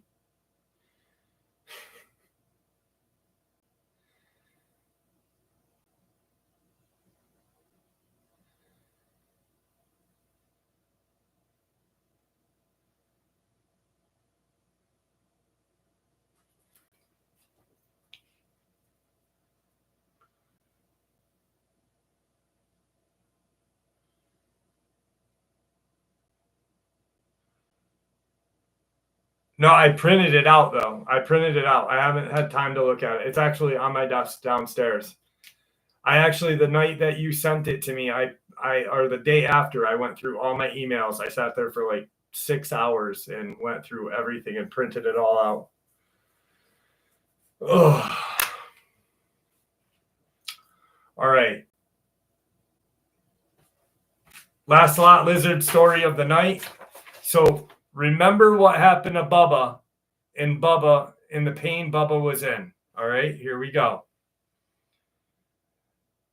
The night air hung thick with the mingled scents of diesel, stale coffee, and something vaguely metallic and undeniably undefinite. Fucking, why can't I read? Undefiably. A signature perfume of big rigs and bad decisions. Under the harsh glare of the sodium lamps, Lizo, the undisputed queen of the lot lizard truck stop prostitute, surveyed her domain. Her hair, a magnificent beehive of defiance, was lacquered to perfection, her eyes sharp and knowing, missing nothing. She adjusted her sequenced strap of her top, a glint of change in her gaze. Another night, another dollar, she muttered, watching Bubba, a mountain of a man, stumble out of his rig, walking with a particularly splayed foot gait he had perfected. Suddenly, the sky ripped open. Not a cloud, not a thunder, but a jagged tear in the purple and green light. From it descended not saucers, not sleek ships, but hulking obsidian masses that slammed to the asphalt, cracking the ground like shattered glass. These were not your average little green men with curious probes. No, these were demons, given form, towering cacophony figures, all sharp angles, glowing crimson eyes, mouth of nightmares with serrated teeth. They moved with a predatory grace, emitting guttural clicks that vibrated through the ground. Well, ain't that just peachy, Lizzo drawled, her voice betraying a sliver of genuine surprise, a rare commodity. New to town, fellas? Lost? Creatures, clearly unimpressed by her hospitality, ignored her, their glowing eyes scanning the lot. They sought minds, brains, but not for probing, for feasting. They honed in on the nearest, most accessible targets, the truckers. The first victim was Bubba. One of the grotesque aliens lunged, its multi-jointed arm ending in a cluster of tendrils that snaked towards Bubba's head. Bubba, dazed from his nap and eyeing a particularly enticing billboard for Greasy Spoon Diner all-you-can-eat buffet, barely reacted. The tendrils burrowed in, seeking complex thought to eradicate memories and anything else save the alien's hunger. But what they found was a cognitive wasteland. The alien recoiled, a high-pitched whine escaping its throat. Its crimson eyes flickered with confusion, then utter disgust. Burgers, an overwhelming singular focus on a perfect triple patty burger, coffee, industrial strength, black as tar, Lizzo's legs, a surprising mental image, utterly devoid of nuisance, long haul, endless stretches. The alien pulled back its tendrils, seemingly appalled.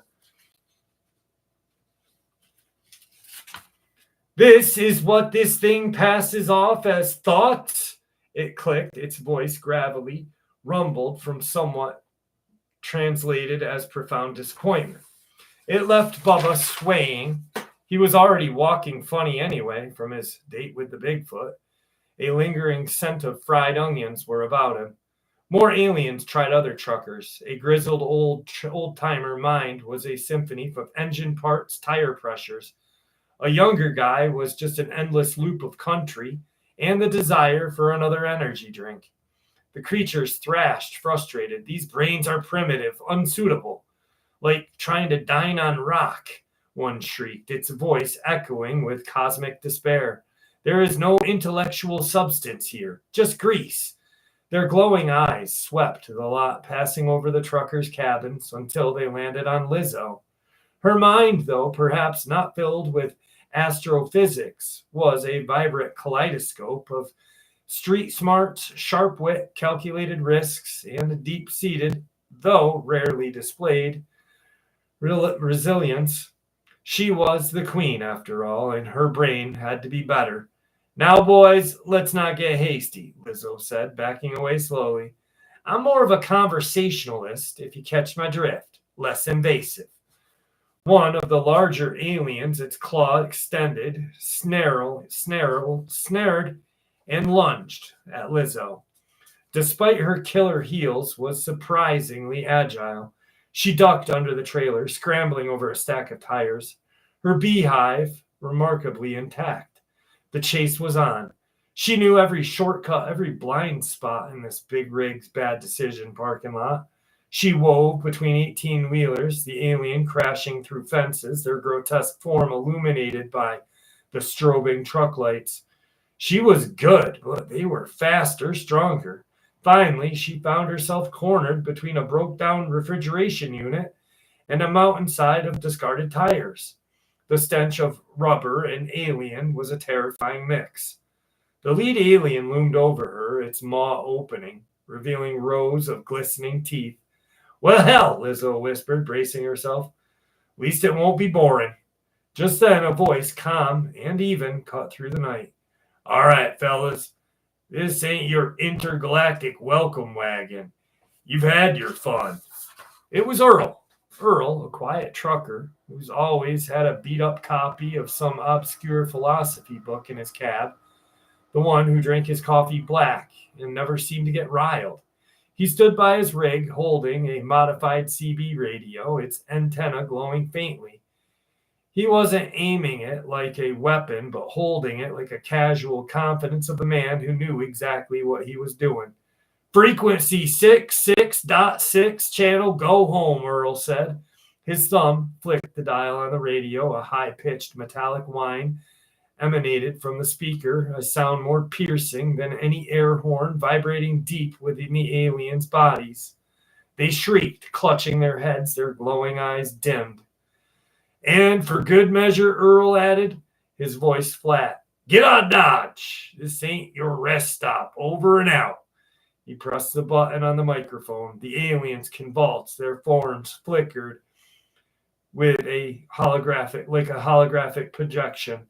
With a final ear-splitting screech that rattled the very foundation of the truck stop, they dissolved into molting purple and green schmeck and sunk back into the jagged rift of the sky, which stitched itself shut as quickly as it appeared. Silence. The only sound was Bubba still muttering about burgers in his particular gait. Lizo stared at Earl, her mouth agape. Earl, what in hell was that? Earl just shrugged, tucking his CB back into the cab. Seen him before. Different planet, same bad manners. They just need a firm reminder. Some folks think they got a special frequency. Others, it's sheer power over and out. He looked at Lizo. You all right, dear? She dusted herself off, a spark of her usual fire returning. Never better, Earl. You saved my bacon, or my brains, as it were. She eyed Bubba, who was now attempting to do a little shuffle. Guess my mind was more appetizing than Bubba's. Earl chuckled, a rare sound. Well, you always did have more going on upstairs than the long haul and coffee. He climbed into his rig. The massive engine rumbled to life. Stay safe, Lizo. Stay safe. As Earl's rig pulled out, leaving only a lingering scent of diesel and a faint electric tang in the air, Lizo watched him go. The big rigs and bad decisions truck stop returned to its bizarre, mundane rhythm. Bubba continued to walk funny for weeks, the other truckers slowly stirring, oblivious to their near-brain dissection. Lizzo smoothed her beehive. She was still queen of the lot lizards, but tonight she learned that even queens sometimes need a quiet trucker with a modified CB radio to keep the hellsbound horrors at bay. And maybe, just maybe, she'd start recommending healthier food choices to her clientele, just in case.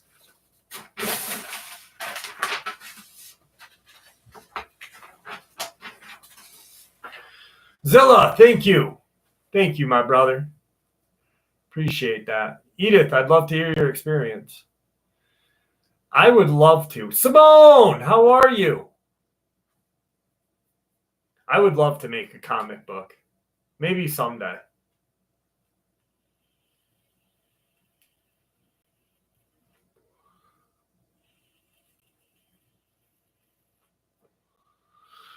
Oh, I'm glad that you're here with us tonight, Simone.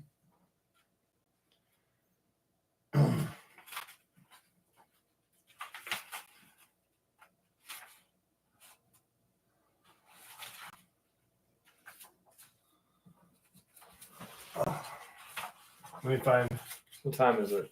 All right, we got time for a couple other ones. All right, here we go.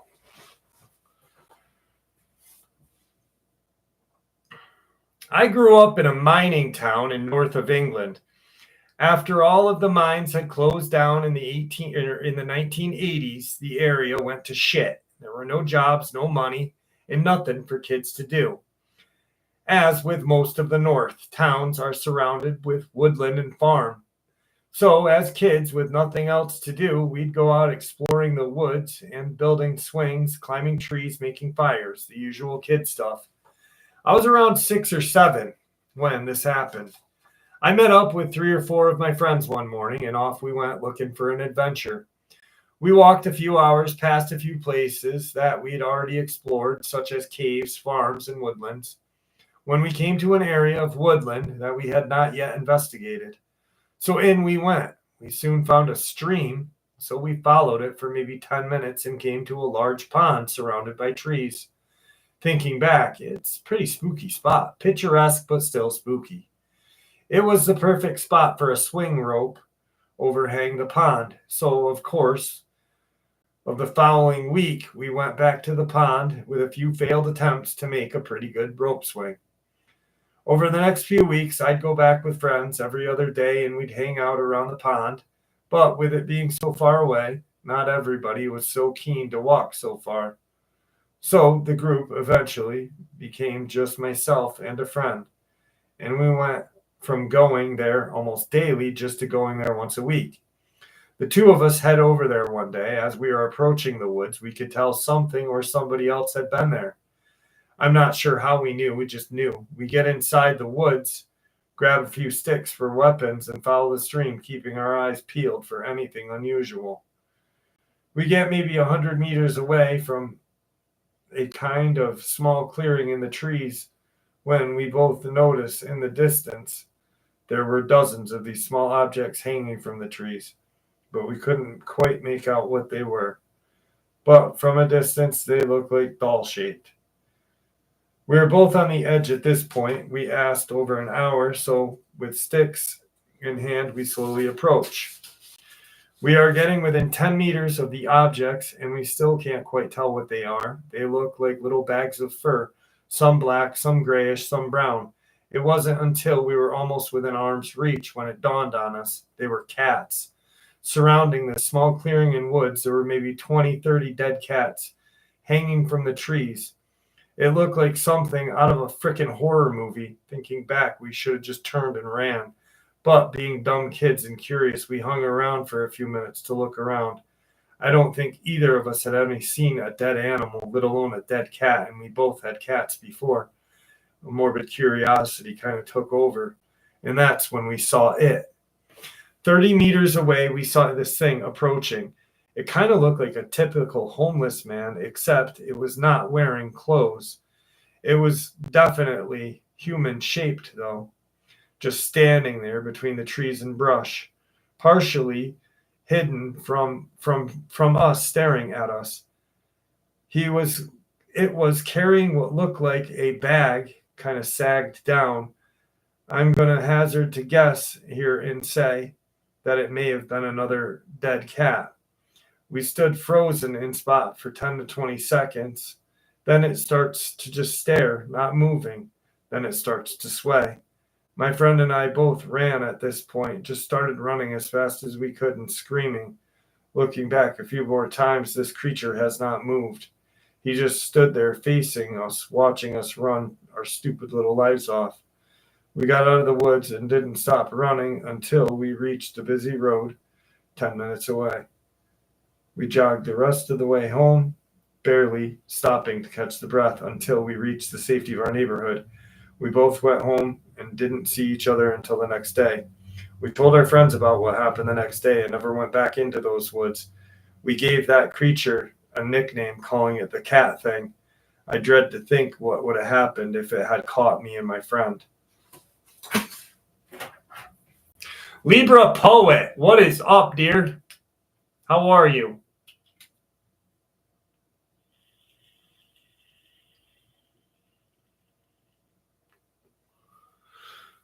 Ugh.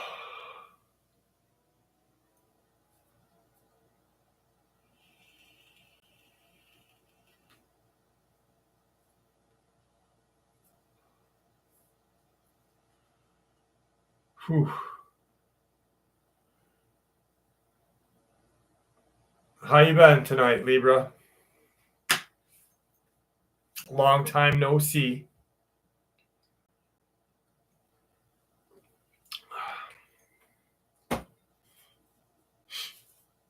Ugh.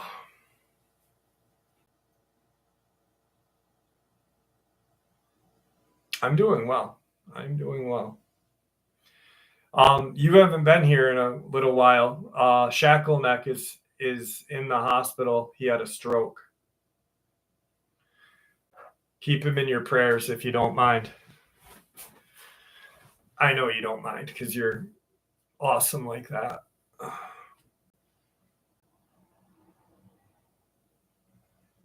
What's up, Doosan?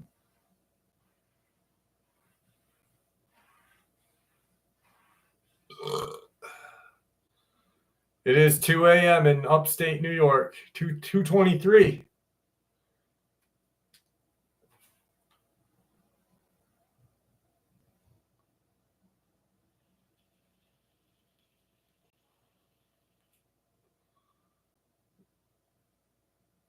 It's party time at Libra's house.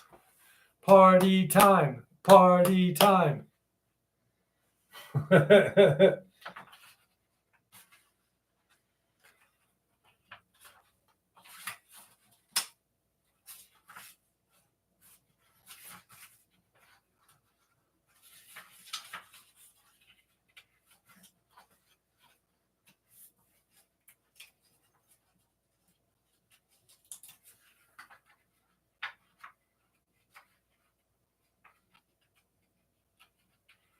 Thank you, Storm. Thank you.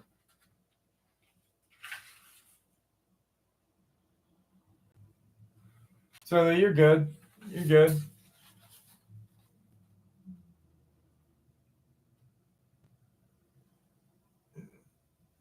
Ugh.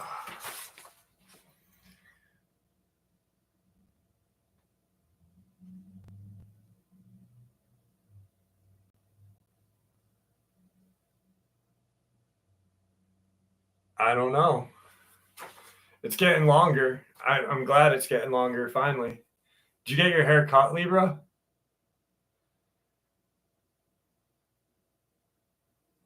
I shaved my beard.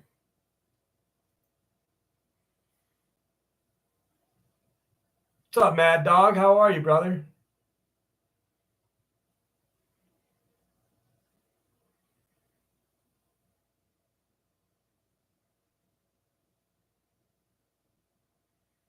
I'm just glad that you're here with us, Zilla. What's up, Jordan? No coffee?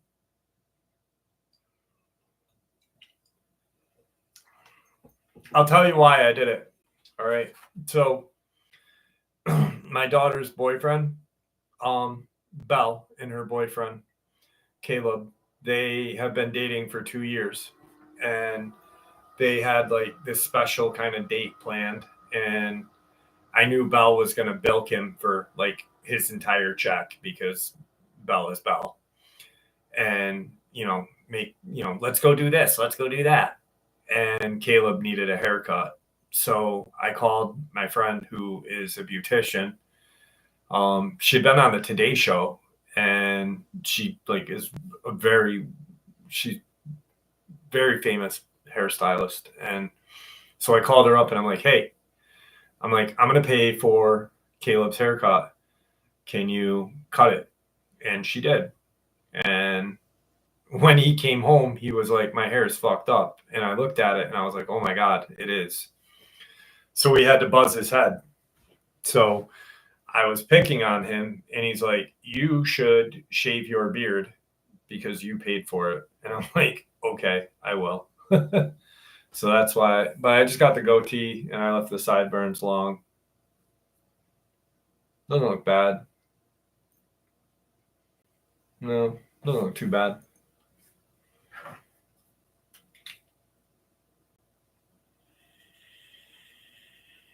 Thank you, Libra. You do too. Oh, God damn. Fucking nuts are fucking.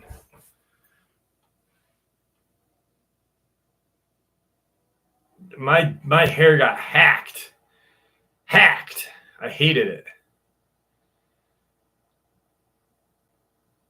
Ugh. I was so mad.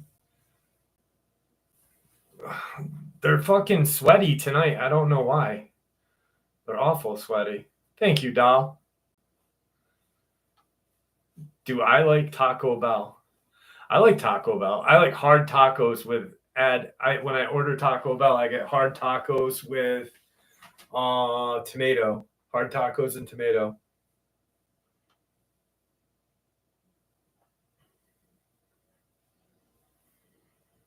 I'm going to take a minute from reading. My brain hurts. That's what it is. It's like swamp nut. That didn't sound good, but the 10 tacos for $10. I probably could do 10 tacos sometimes.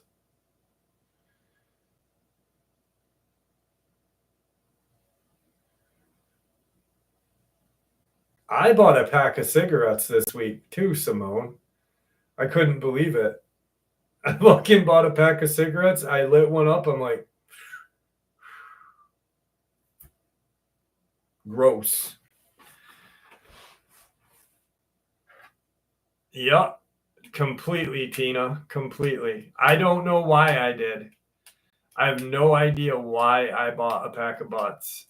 Just regular Marlboros, not Hundies.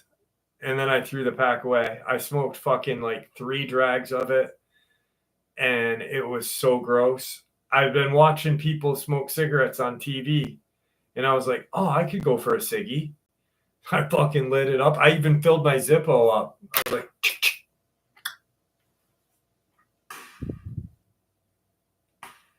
ugh.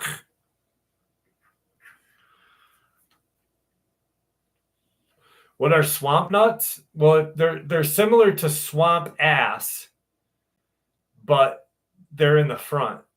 About cigarettes? No, I didn't hear. What about them? What would they say about ciggies? They taste terrible. They taste so terrible. Holy shit.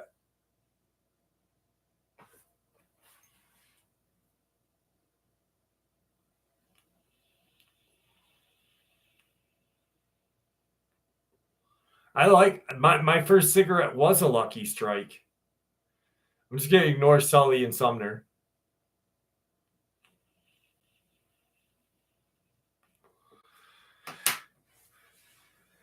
No, did I get dizzy? No, because I vape all the time. So I smoke my Juul constantly. I fall asleep with this fucking thing. I'm like, I'll wake up and it's in my ear. They use animal anus juice. What the fuck? Is that why the beagles were getting tortured, Libra?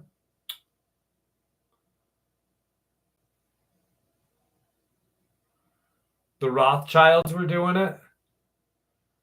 Fucking, I love beagles. Beagles are special.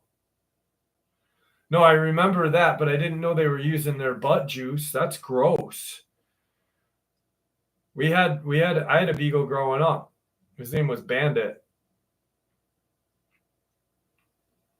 Not kidding, Zilla. I know what she's talking about. I didn't know that that's what they were doing. That pisses me.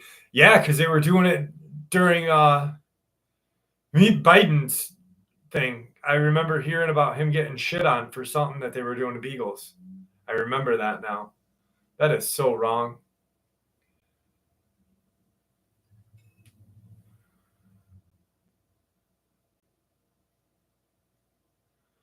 Thank you, Paul. Paul Louis, thank you. Me and him are friends. We help each other out sometimes. I really, he's very, very amazing researcher. But he had asked me for some help on something, and I sent him some information. And yeah, I couldn't believe that he even mentioned my name either. It was awesome, though. He's an amazing researcher, like top-notch fucking researcher. I have to say that. That is one channel I do watch. I do watch Mysterious Middle East. Other than that, I don't. If I smoked anything again, it would be weed. I did read your comment, hon. Let me find it. About the butt juice. Go look it up, I swear. I use it, anal juice. Yeah, I did. I did read it. I remember them talking about it, but I forgot that I didn't know it was about cigarettes. I just remember that it was that something was going on with beagles, and now it makes more sense.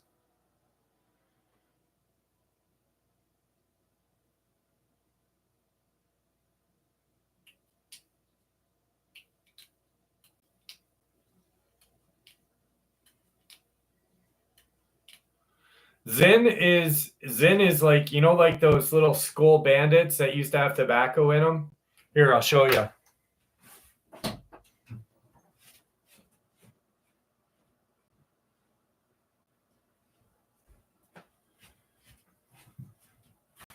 These are Zins.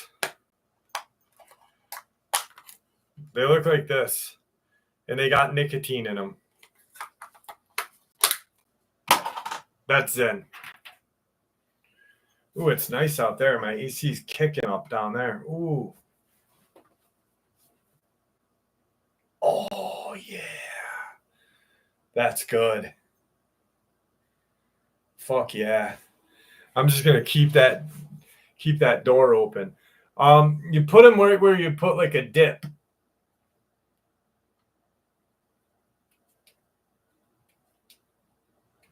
I know, Zilla.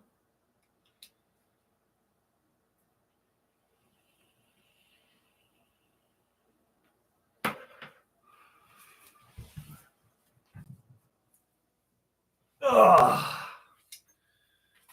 I don't spit it. I just swallow it. Wait. What the fuck? Who set me up for that one? Thanks, Shaw. Thanks for setting me up on that, buddy. Fucking not cool. Sumner swallows, not me.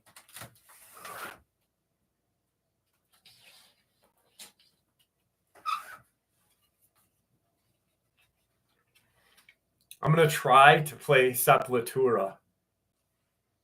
Motorhead Orgasmatron. Motorhead Orgasmatron.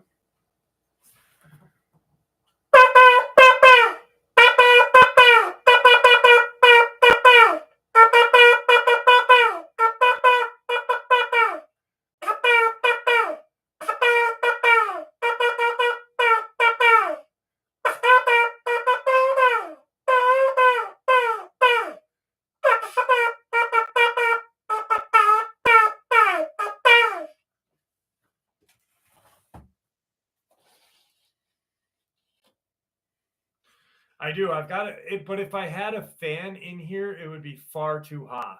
Far too hot. Sepultura or Motorhead Orgasmatron, I would say Sepultura's version. Even though Motorhead's version is the original, Sepultura's version is the best. I'm not smelling my fucking horn. It probably smells what Tigger's asshole smells like. It's filthy.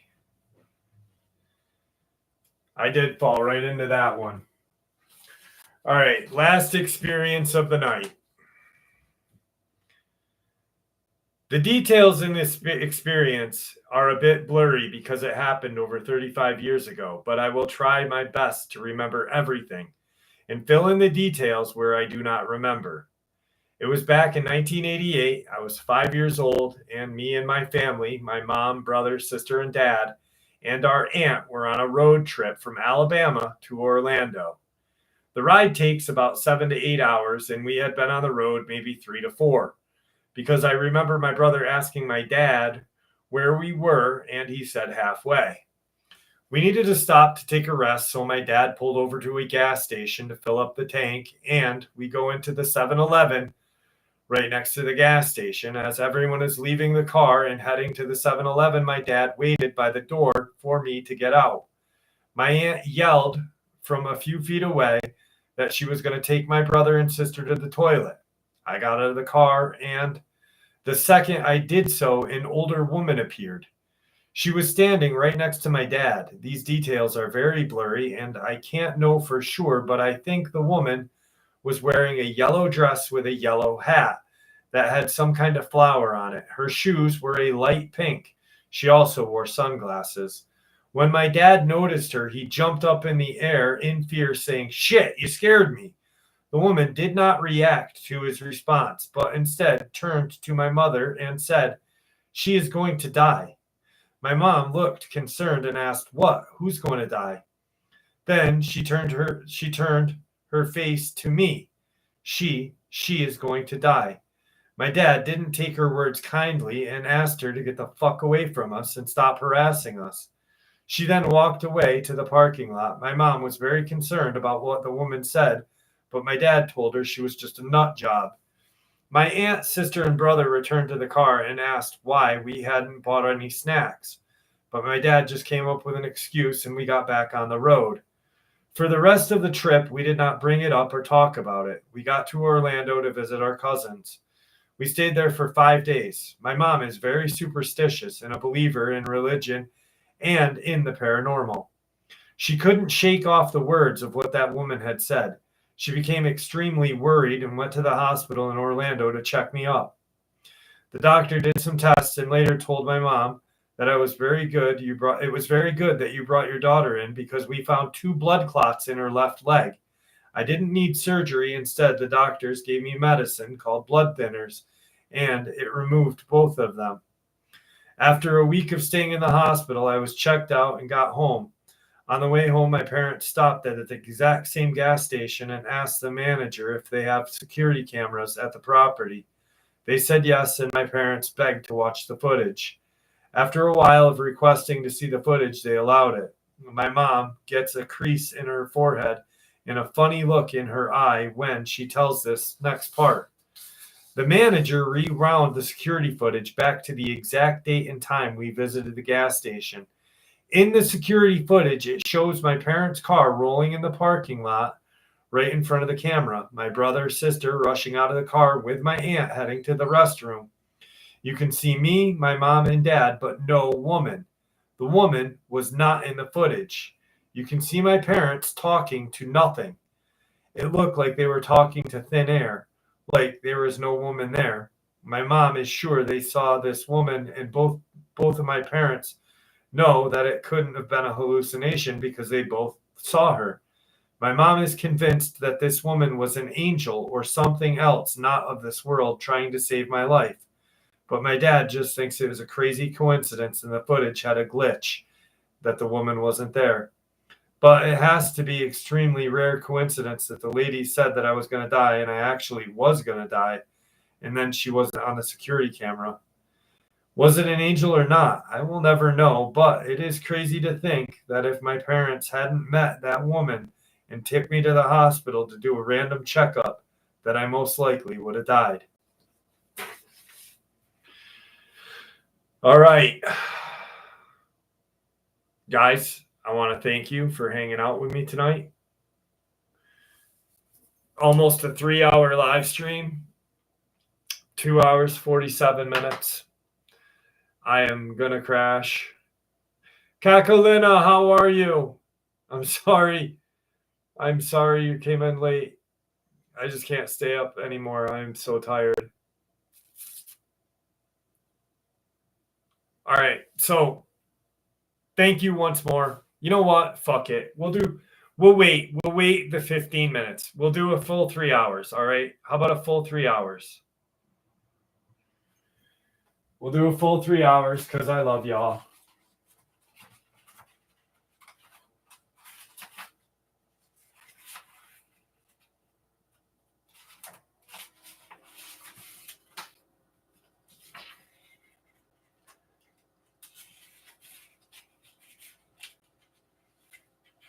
Lame, you need to do long streams on full. Dude, I work more hours than anybody in this practically world. I work 7 days a week, like 17 hours a day, Widmore. How is that lame?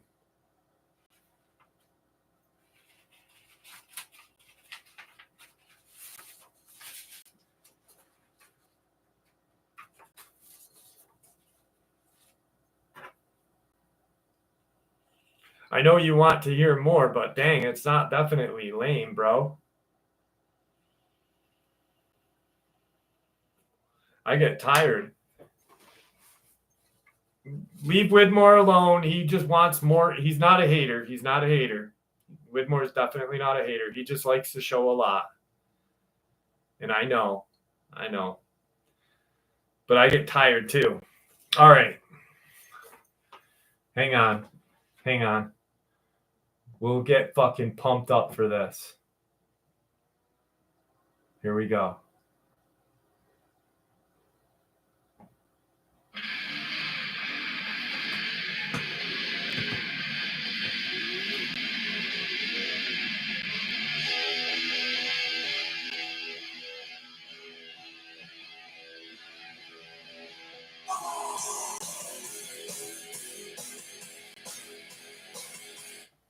There we go. I live near a patch of woods not far from a few camping sites. There's an old basketball court close by. Stone floor, 2 rusty hoops that barely stay up. It's pretty busted, but it's still our go-to spot when friends and I want to hang out. It was a warm day of summer. We headed to play some b-ball, mess around, and just chill. Everything was normal at first, just fucking around. Then we heard barking. It wasn't loud at first, but it felt off, like the pitch kept changing. Sometimes it sounded close, sometimes super far away, almost like it was moving around fast. My friend shrugged it off. Some dog from one of the campsites nearby. I didn't say much. Didn't want to seem weird for being creeped out by a dog. We kept playing. 10 minutes later, I missed a shot pretty bad. The ball bounced off deep into the woods. So, of course, they made me go and grab it since I was the one who messed up. As I walked toward it, something felt off. I couldn't explain why. Just had that tight feeling in the gut like I shouldn't be there. The barking kicked in again, this time louder, like it was really close. Still, didn't want to make a big deal, so I kept going. Bent down to pick the ball up, and that's when it hit me. A sharp pain in the palm of nowhere. Almost like my body was screaming at me to get out, grab the ball, and run. The hand throbbed like crazy. I told my friends I was done for the day, that my hand hurt too much to play. They asked what happened. I said I didn't know. They kept playing, and I sat off to the side, trying to chill out, hoping that the pain would go away. After a while, the barking stopped and things went quiet. Then I realized I had to pee, like bad. Asked if they wanted to go home yet, but they said no, they're still having fun. So I walked behind the court deeper into the woods where they couldn't see me to pee. That's when things started to get creepy again. I felt like something or someone was watching me, not just nearby, right there, like behind the tree or something. It was quiet, too quiet. Then, as I start walking back, the barking started. This time it was loud and honestly felt like it was right behind me. My hand started hurting again, even worse than before. I ran back and told my friends that I had to leave, made up some excuse about needing to help my mom. As soon as I got further from the woods, everything started to feel normal again. The pain faded, barking stopped. I never really talked about it. Figured no one would believe me anyway and they'd laugh it off. But something happened that day and it still messes with me. I don't know what it was.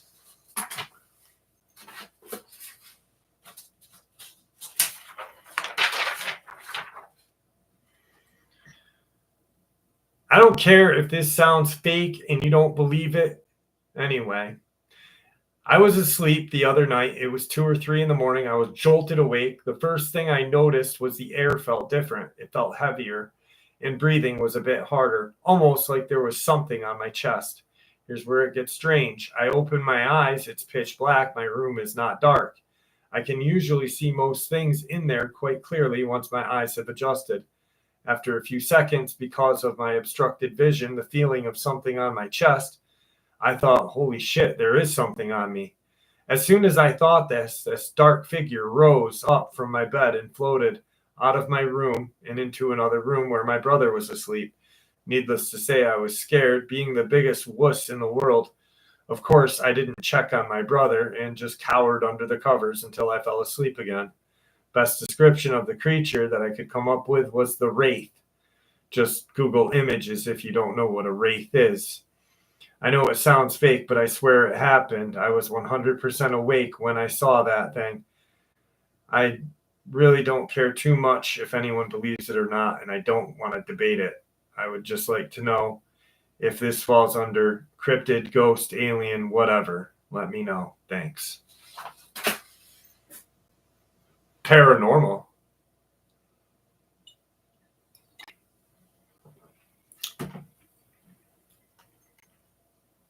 I'm hungry too.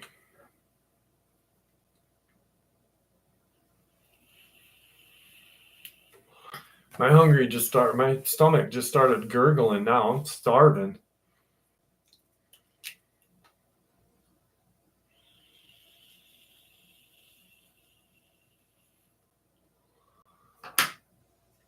My plans, I'm coming to England to hang out with you.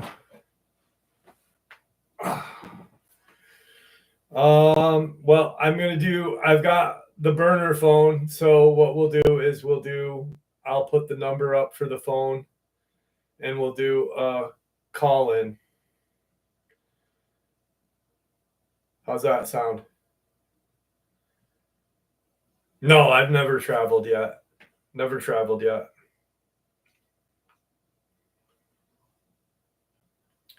I got to wait until Belle is 18. She'll be 18 in a couple months. Can you believe that? Like, I started this channel. Belle was fucking 9. Belle was 9 when I started this channel. Abby was 11. She's 21. She's going to be 21 this year, going into college. And Belle's going to be 18. Holy shit.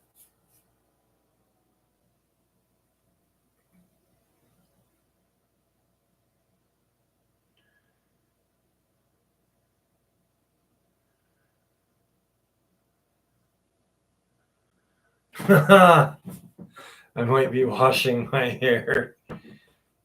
Ugh.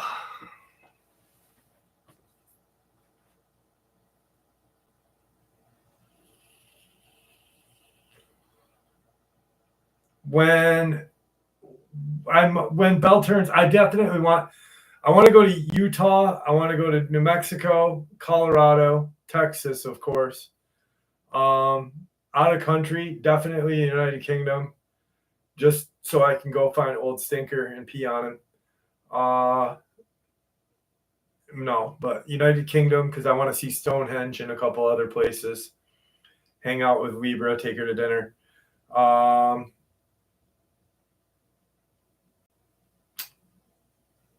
Easter Island. I don't know.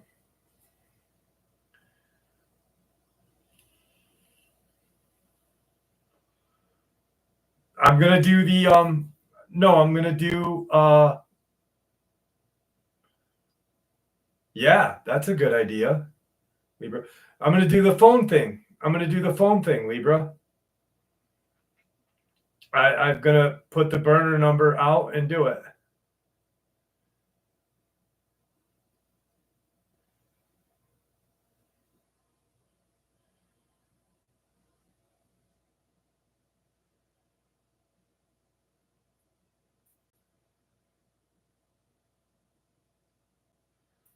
Thank you, Tina.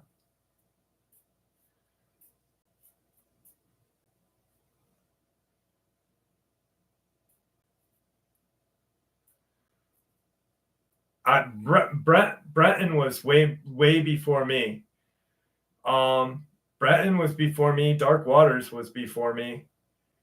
I came in like a year after Dark Waters, and no, like 2 years after Dark Waters and Vic Cundiff. They had their channels, and then I came in, and I never thought the channel would get big. Honestly, I didn't care if it did, like, to be honest with you. And now we have this community, which is crazy. So, but yeah, so I want to do, when I hit 100,000, we'll do the call-ins.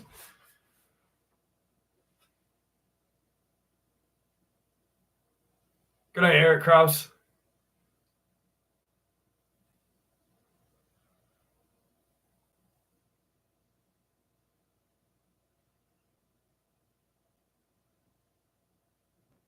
I'm not sure. I got to plan it. I don't know when it's going to happen. I don't know when it'll happen.